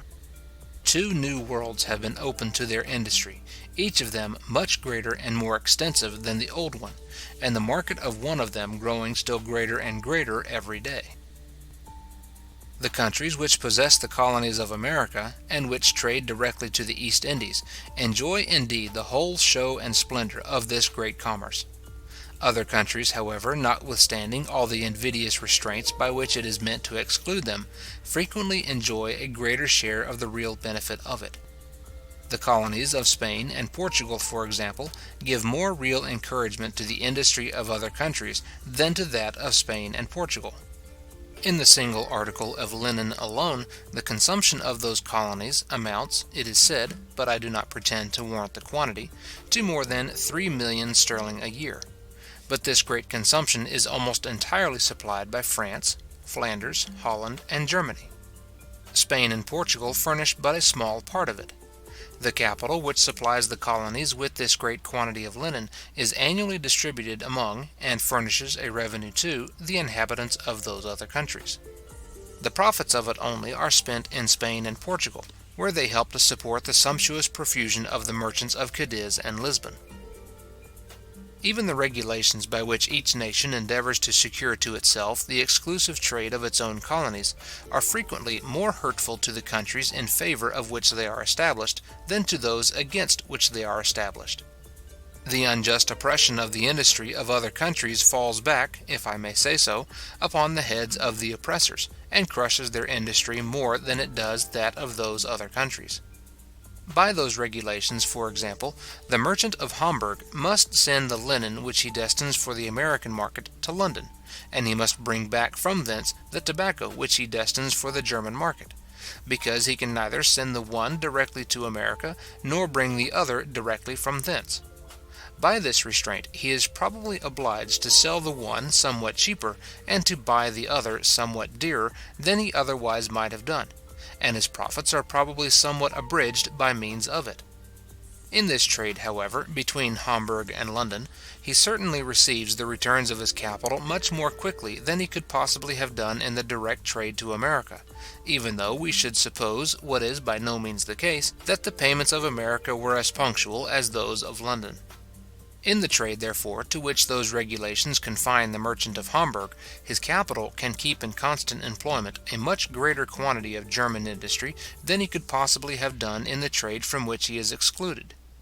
Though the one employment, therefore, may to him perhaps be less profitable than the other, it cannot be less advantageous to his country. It is quite otherwise with the employment into which the monopoly naturally attracts, if I may say so, the capital of the London merchant. That employment may, perhaps, be more profitable to him than the greater part of other employments, but on account of the slowness of the returns, it cannot be more advantageous to his country. After all the unjust attempts, therefore, of every country in Europe to engross to itself the whole advantage of the trade of its own colonies, no country has yet been able to engross to itself anything but the expense of supporting in time of peace, and of defending in time of war, the oppressive authority which it assumes over them. The inconveniencies resulting from the possession of its colonies, every country has engrossed to itself completely. The advantages resulting from their trade, it has been obliged to share with many other countries. At first sight, no doubt, the monopoly of the great commerce of America naturally seems to be an acquisition of the highest value. To the undiscerning eye of giddy ambition it naturally presents itself, amidst the confused scramble of politics and war, as a very dazzling object to fight for.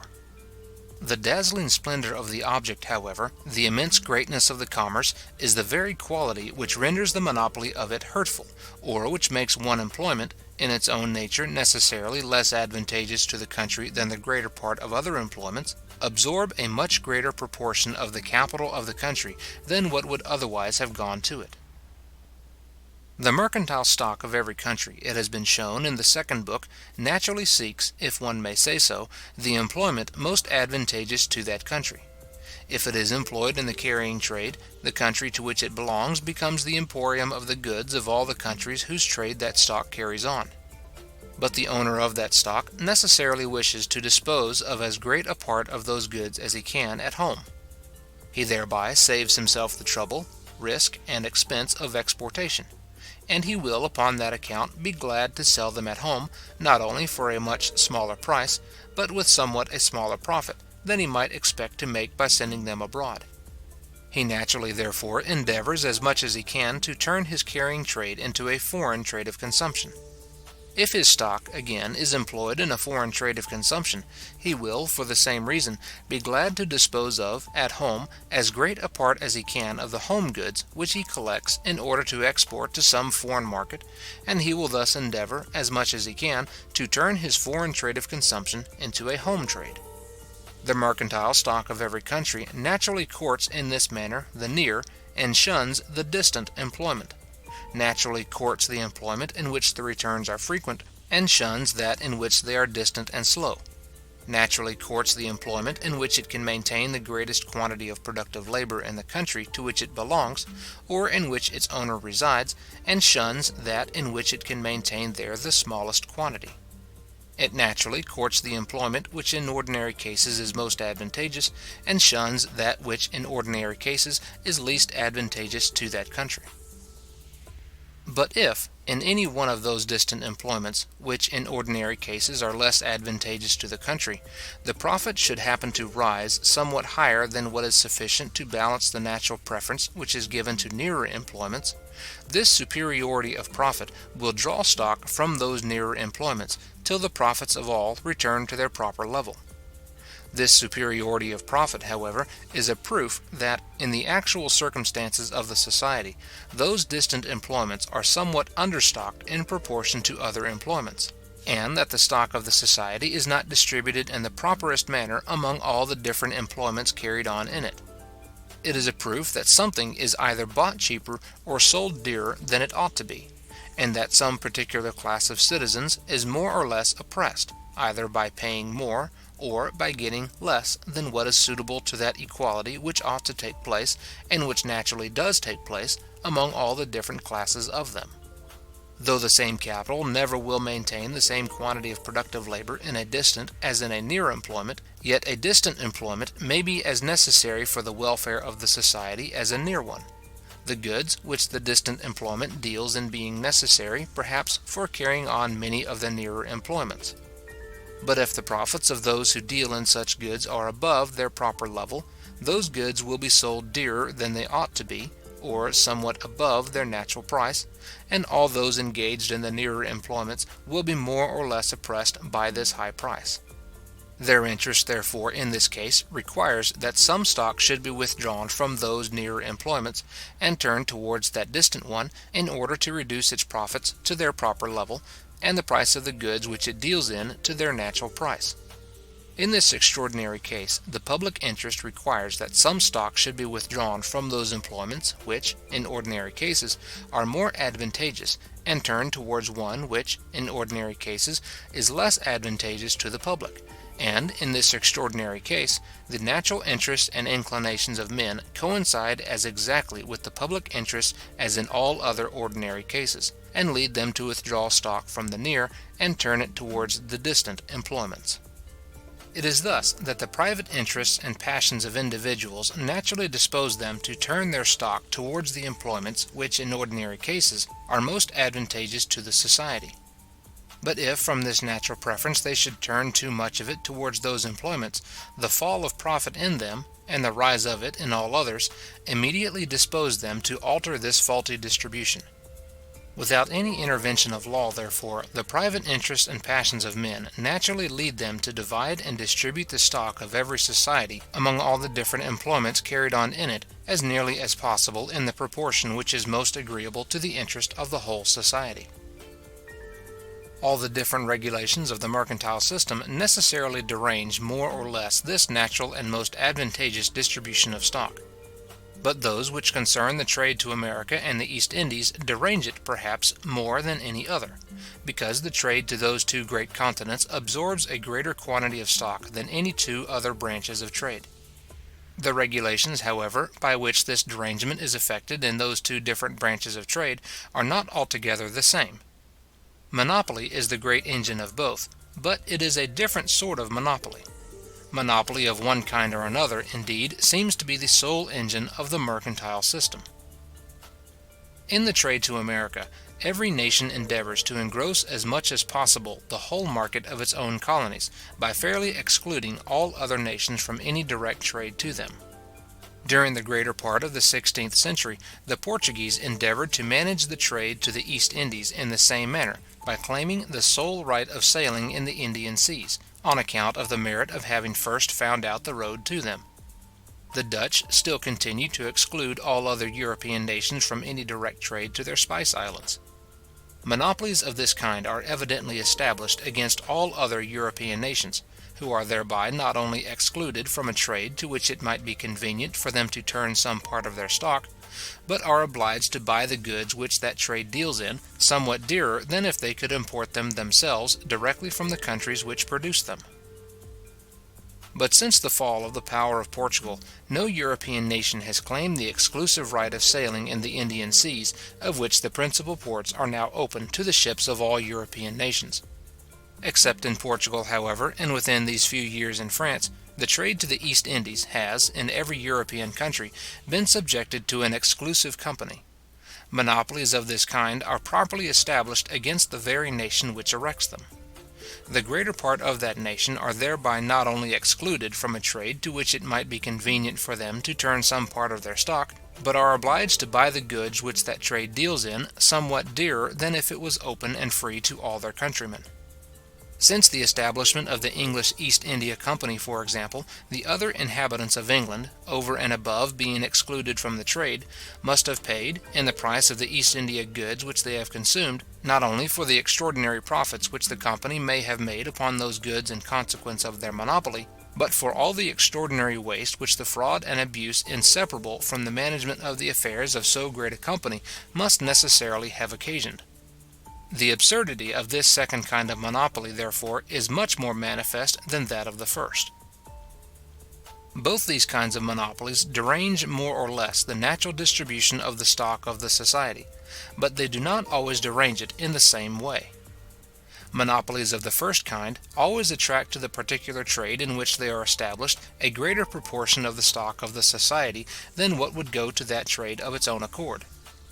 Monopolies of the second kind may sometimes attract stock towards the particular trade in which they are established, and sometimes repel it from that trade, according to different circumstances. In poor countries, they naturally attract towards that trade more stock than would otherwise go to it. In rich countries, they naturally repel from it a good deal of stock which would otherwise go to it. Such poor countries as Sweden and Denmark, for example, would probably have never sent a single ship to the East Indies, had not the trade been subjected to an exclusive company. The establishment of such a company necessarily encourages adventurers. Their monopoly secures them against all competitors in the home market, and they have the same chance for foreign markets with the traders of other nations. Their monopoly shows them the certainty of a great profit upon a considerable quantity of goods, and the chance of a considerable profit upon a great quantity. Without such extraordinary encouragement, the poor traders of such poor countries would probably never have thought of hazarding their small capitals in so very distant and uncertain an adventure as the trade to the East Indies must naturally have appeared to them. Such a rich country as Holland, on the contrary, would probably, in the case of a free trade, send many more ships to the East Indies than it actually does. The limited stock of the Dutch East India Company probably repels from that trade many great mercantile capitals which would otherwise go to it. The mercantile capital of Holland is so great that it is, as it were, continually overflowing, sometimes into the public funds of foreign countries, sometimes into loans to private traders and adventurers of foreign countries, sometimes into the most roundabout foreign trades of consumption, and sometimes into the carrying trade. All near employments being completely filled up, all the capital which can be placed in them with any tolerable profit being already placed in them, the capital of Holland necessarily flows toward the most distant employments. The trade to the East Indies, if it were altogether free, would probably absorb the greater part of this redundant capital. The East Indies offer a market for both the manufactures of Europe and for the gold and silver, as well as for the several other productions of America, greater and more extensive than both Europe and America put together. Every derangement of the natural distribution of stock is necessarily hurtful to the society in which it takes place, whether it be by repelling from a particular trade the stock which would otherwise go to it, or by attracting towards a particular trade that which would not otherwise come to it. If, without any exclusive company, the trade of Holland to the East Indies would be greater than it actually is, that country must suffer a considerable loss, by part of its capital being excluded from the employment most convenient for that port. And in the same manner, if, without an exclusive company, the trade of Sweden and Denmark to the East Indies would be less than it actually is, or, what perhaps is more probable, would not exist at all, those two countries must likewise suffer a considerable loss by part of their capital being drawn into an employment which must be more or less unsuitable to their present circumstances. Better for them, perhaps, in the present circumstances, to buy East India goods of other nations, even though they should pay somewhat dearer, than to turn so great a part of their small capital to so very distant a trade, in which the returns are so very slow, in which that capital can maintain so small a quantity of productive labour at home, where productive labour is so much wanted, where so little is done, and where so much is to do. Though without an exclusive company, therefore, a particular country should not be able to carry on any direct trade to the East Indies, it will not from thence follow that such a company ought to be established there, but only that such a country ought not, in these circumstances, to trade directly to the East Indies. That such companies are not in general necessary for carrying on the East India trade is sufficiently demonstrated by the experience of the Portuguese, who enjoyed almost the whole of it for more than a century together, without any exclusive company. No private merchant, it has been said, could well have capital sufficient to maintain factors and agents in the different ports of the East Indies, in order to provide goods for the ships which he might occasionally send thither. And yet, unless he was able to do this, the difficulty of finding a cargo might frequently make his ships lose the season for returning, and the expense of so long a delay would not only eat up the whole profit of the adventure, but frequently occasion a very considerable loss. This argument, however, if it proved anything at all, would prove that no one great branch of trade could be carried on without an exclusive company, which is contrary to the experience of all nations.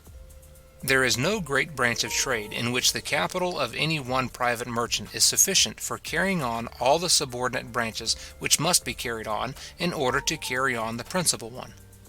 But when a nation is ripe for any great branch of trade, some merchants naturally turn their capitals towards the principal, and some towards the subordinate branches of it.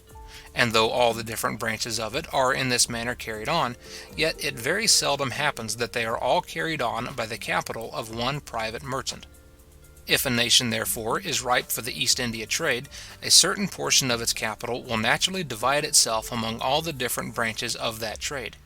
Some of its merchants will find it for their interest to reside in the East Indies, and to employ their capitals there in providing goods for the ships which are to be sent out by other merchants who reside in Europe. The settlements which different European nations have obtained in the East Indies, if they were taken from the exclusive companies to which they at present belong, and put under the immediate protection of the sovereign, would render this residence both safe and easy, at least to the merchants of the particular nations to whom those settlements belong.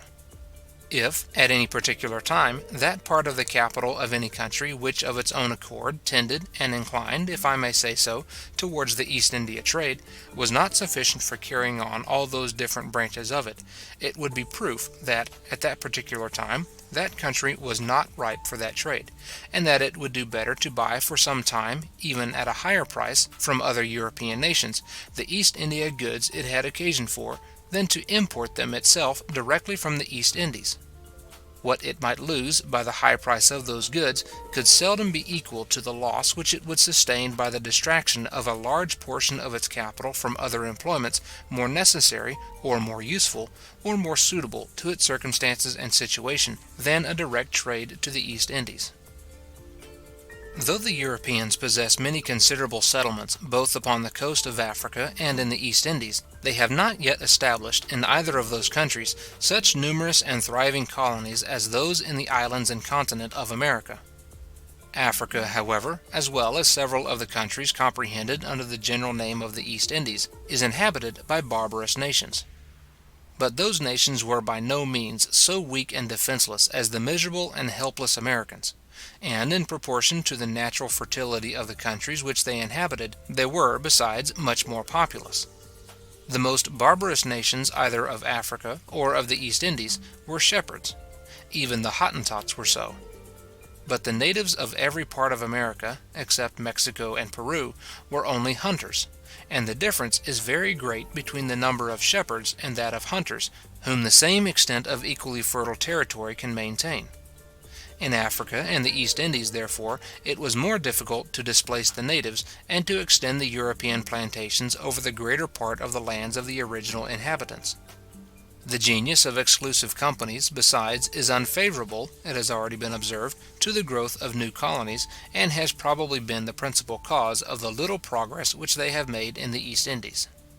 The Portuguese carried on the trade both to Africa and the East Indies without any exclusive companies, and their settlements at Congo, Angola, and Benguela on the coast of Africa, and Goa on the East Indies, though much depressed by superstition and every sort of bad government, yet bear some resemblance to the colonies of America, and are partly inhabited by Portuguese who have been established there for several generations. The Dutch settlements at the Cape of Good Hope and at Batavia are at present the most considerable colonies which the Europeans have established, either in Africa or in the East Indies, and both those settlements are peculiarly fortunate in their situation. The Cape of Good Hope was inhabited by a race of people almost as barbarous, and quite as incapable of defending themselves, as the natives of America. It is, besides, the halfway house, if one may say so, between Europe and the East Indies, at which almost every European ship makes some stay, both in going and returning. The supplying of those ships with every sort of fresh provisions, with fruit, and sometimes with wine, affords alone a very extensive market for the surplus produce of the colonies. What the Cape of Good Hope is between Europe and every part of the East Indies, Batavia is between the principal countries of the East Indies. It lies between the most frequented road from Indostan to China and Japan, and is nearly about midway upon that road. Almost all the ships, too, that sail between Europe and China touch at Batavia, and it is, over and above all this, the centre and principal mart of what is called the country trade of the East Indies, not only of that part of it which is carried on by Europeans, but of that which is carried on by the native Indians, and vessels navigated by the inhabitants of China and Japan, of Tonquin, Malacca, Cochin China, and the island of Celebes are frequently to be seen in its port. Such advantageous situations have enabled those two colonies to surmount all the obstacles which the oppressive genius of an exclusive company may have occasionally opposed to their growth. They have enabled Batavia to surmount the additional disadvantage of perhaps the most unwholesome climate in the world. The English and Dutch companies, though they have established no considerable colonies, except the two above mentioned, have both made considerable conquests in the East Indies. But in the manner in which they both govern their new subjects, the natural genius of an exclusive company has shown itself most distinctly. In the Spice Islands, the Dutch are said to burn all the spiceries which a fertile season produces, beyond what they expect to dispose of in Europe with such a profit as they think sufficient. In the islands where they have no settlements, they give a premium to those who collect the young blossoms and green leaves of the clove and nutmeg trees, which naturally grow there, but which this savage policy has now, it is said, almost completely extirpated. Even in the islands where they have settlements, they have very much reduced, it is said, the number of those trees. If the produce even of their own islands was much greater than what suited their market, the natives, they suspect, might find means to convey some part of it to other nations, and the best way they imagine to secure their own monopoly is to take care that no more shall grow than what they themselves carry to market. By different arts of oppression, they have reduced the population of several of the Moluccas nearly to the number which is sufficient to supply with fresh provisions and other necessaries of life their own insignificant garrisons, and such of their ships as occasionally come there for a cargo of spices. Under the government even of the Portuguese, however, those islands are said to have been tolerably well inhabited. The English company have not yet had time to establish in Bengal so perfectly destructive a system. The plan of their government, however, has had exactly the same tendency. It has not been uncommon, I am well assured, for the chief, that is, the first clerk of a factory, to order a peasant to plough up a rich field of poppies and sow it with rice or some other grain. The pretense was to prevent a scarcity of provisions, but the real reason to give the chief an opportunity of selling at a better price a large quantity of opium which he had happened then to have upon hand. Upon other occasions, the order has been reversed, and a rich field of rice or other grain has been ploughed up in order to make room for a plantation of poppies, when the chief foresaw that extraordinary profit was likely to be made by opium. The servants of the company have, upon several occasions, attempted to establish in their own favour the monopoly of some of the most important branches, not only of the foreign, but of the inland trade of the country. Had they been allowed to go on, it is impossible that they should not, at some time or another, have attempted to restrain the production of the particular articles of which they had thus usurped the monopoly, not only to the quantity which they themselves could purchase, but to that which they could expect to sell with such a profit as they might think sufficient. In the course of a century or two, the policy of the English company would, in this manner, have probably proved as completely destructive as that of the Dutch. Nothing, however, can be more directly contrary to the real interest of those companies, considered as the sovereigns of the countries which they have conquered, than this destructive plan. In almost all countries, the revenue of the sovereign is drawn from that of the people. The greater the revenue of the people, therefore, the greater the annual produce of their land and labour, the more they can afford to the sovereign. It is his interest, therefore, to increase as much as possible that annual produce. But if this is the interest of every sovereign, it is peculiarly so of one whose revenue, like that of the sovereign of Bengal, arises chiefly from a land rent. That rent must necessarily be in proportion to the quantity and value of the produce, and both the one and the other must depend upon the extent of the market. The quantity will always be suited, with more or less exactness, to the consumption of those who can afford to pay for it, and the price which they will pay will always be in proportion to the eagerness of their competition. It is the interest of such a sovereign, therefore, to open the most extensive market for the produce of his country, to allow the most perfect freedom of commerce in order to increase as much as possible the number and competition of buyers, and upon this account to abolish not only all monopolies, but all restraints upon the transportation of the home produce from one part of the country to another, upon its exportation to foreign countries, or upon the importation of goods of any kind for which it can be exchanged. He is in this manner most likely to increase both the quantity and value of that produce, and consequently of his own share of it or of his own revenue. But a company of merchants are, it seems, incapable of considering themselves as sovereigns, even after they have become such. trade, or buying in order to sell again, they still consider as their principal business, and by a strange absurdity regard the character of the sovereign as but an appendix to that of the merchant, as something which ought to be made subservient to it, or by means of which they may be enabled to buy cheaper in India, and thereby to sell with a better profit in Europe. They endeavour, for this purpose, to keep out as much as possible all competitors from the market of the countries which are subject to their government, and consequently to reduce, at least, some part of the surplus produce of those countries to what is barely sufficient for supplying their own demand, or to what they can expect to sell in Europe with such a profit as they may think reasonable. Their mercantile habits draw them in this manner almost necessarily, though perhaps insensibly, to prefer, upon all ordinary occasions, the little and transitory profit of the monopolist to the great and permanent revenue of the sovereign, and would gradually lead them to treat the countries subject to their government nearly as the Dutch treat the Moluccas. It is the interest of the East India Company, considered as sovereigns, that the European goods which are carried to their Indian dominions should be sold there as cheap as possible, and that the Indian goods which are brought from thence should bring there as good a price, or should be sold there as dear as possible. But the reverse of this is their interest as merchants. As sovereigns, their interest is exactly the same with that of the country which they govern. As merchants, their interest is directly opposite to that interest. But if the genius of such a government, even as to what concerns its direction in Europe, is in this manner essentially, and perhaps incurably faulty, that of its administration in India is still more so. That administration is necessarily composed of a council of merchants, a profession no doubt extremely respectable, but which in no country in the world carries along with it that sort of authority which naturally overawes the people, and without force commands their willing obedience. Such a council can command obedience only by the military force with which they are accompanied, and their government is, therefore, necessarily military and despotical. Their proper business, however, is that of merchants. It is to sell, upon their master's account, the European goods consigned to them, and to buy, in return, Indian goods for the European market. It is to sell the one as dear, and to buy the other as cheap as possible, and consequently to exclude, as much as possible, all rivals from the particular market where they keep their shop. The genius of the administration, therefore, so far as concerns the trade of the company, is the same as that of the direction.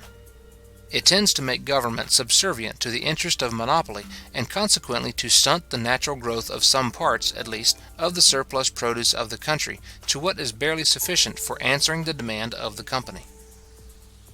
All the members of the administration, besides, trade more or less upon their own account, and it is in vain to prohibit them from doing so. Nothing can be more completely foolish than to expect that the clerk of a great counting house, at 10,000 miles distance, and consequently almost quite out of sight, should, upon a simple order from their master, give up at once doing any sort of business upon their own account, abandon forever all hopes of making a fortune, of which they have the means in their hands, and content themselves with the moderate salaries which those masters allow them, and which, moderate as they are, can seldom be augmented, being commonly as large as the real profits of the company trade can afford. In such circumstances, to prohibit the servants of the company from trading upon their own account can have scarce any other effect than to enable its superior servants, upon pretence of executing their master's order, to oppress such of the inferior ones as have had the misfortune to fall under their displeasure. The servants naturally endeavour to establish the same monopoly in favour of their own private trade as of the public trade of the company. If they are suffered to act as they could wish, they will establish this monopoly openly and directly, by fairly prohibiting all other people from trading in the articles in which they choose to deal. And this, perhaps, is the best and least oppressive way of establishing it. But if, by an order from Europe, they are prohibited from doing this, they will, notwithstanding, endeavour to establish a monopoly of the same kind secretly and indirectly, in a way that is much more destructive to the country. They will employ the whole authority of government, and pervert the administration of justice, in order to harass and ruin those who interfere with them in any branch of commerce, which by means of agents, either concealed, or at least not publicly avowed, they may choose to carry on. But the private trade of the servants will naturally extend to a much greater variety of articles than the public trade of the company. The public trade of the company extends no further than the trade with Europe, and comprehends a part only of the foreign trade of the country.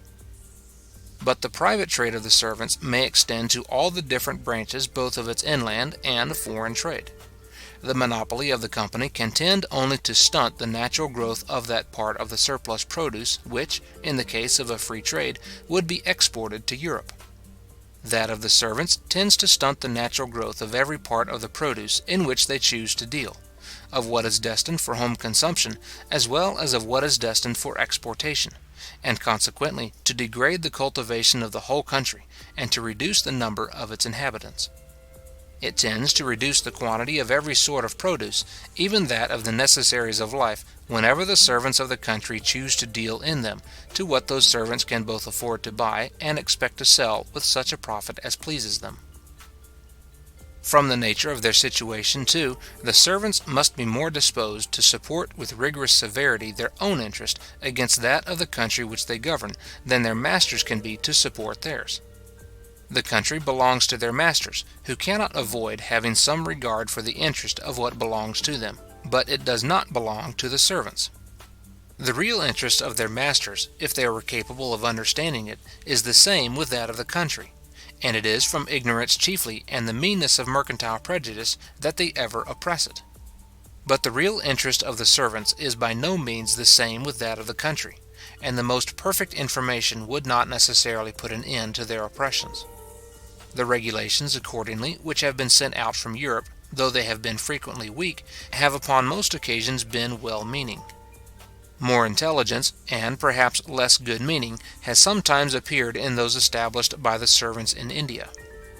It is a very singular government in which every member of the administration wishes to get out of the country, and consequently to have done with the government as soon as he can, and to whose interest, the day after he has left it and carried his whole fortune with him, it is perfectly indifferent though the whole country was swallowed up by an earthquake. I mean not, however, by anything which I have here said, to throw any odious imputation upon the general character of the servants of the East India Company, and touch less upon that of any particular persons. It is the system of government, the situation in which they are placed, that I mean to censure, not the character of those who have acted in it. They acted as their situation naturally directed, and they who have clamoured the loudest against them would probably not have acted better themselves. In war and negotiation, the councils of Madras and Calcutta have, upon several occasions, conducted themselves with a resolution and decisive wisdom which would have done honour to the Senate of Rome in the best days of that republic. The members of those councils, however, had been bred to professions very different from war and politics. But their situation alone, without education, experience, or even example, seems to have formed in them all at once the great qualities which it required, and to have inspired them both with abilities and virtues which they themselves could not well know that they possessed. If upon some occasions, therefore, it has animated them to actions of magnanimity, which could not well have been expected from them, we should not wonder if, upon others, it has prompted them to exploits of somewhat a different nature. Such exclusive companies, therefore, are nuisances in every respect, always more or less inconvenient to the countries in which they are established, and destructive to those which have the misfortune to fall under their government. End of Book 4, Chapter 7,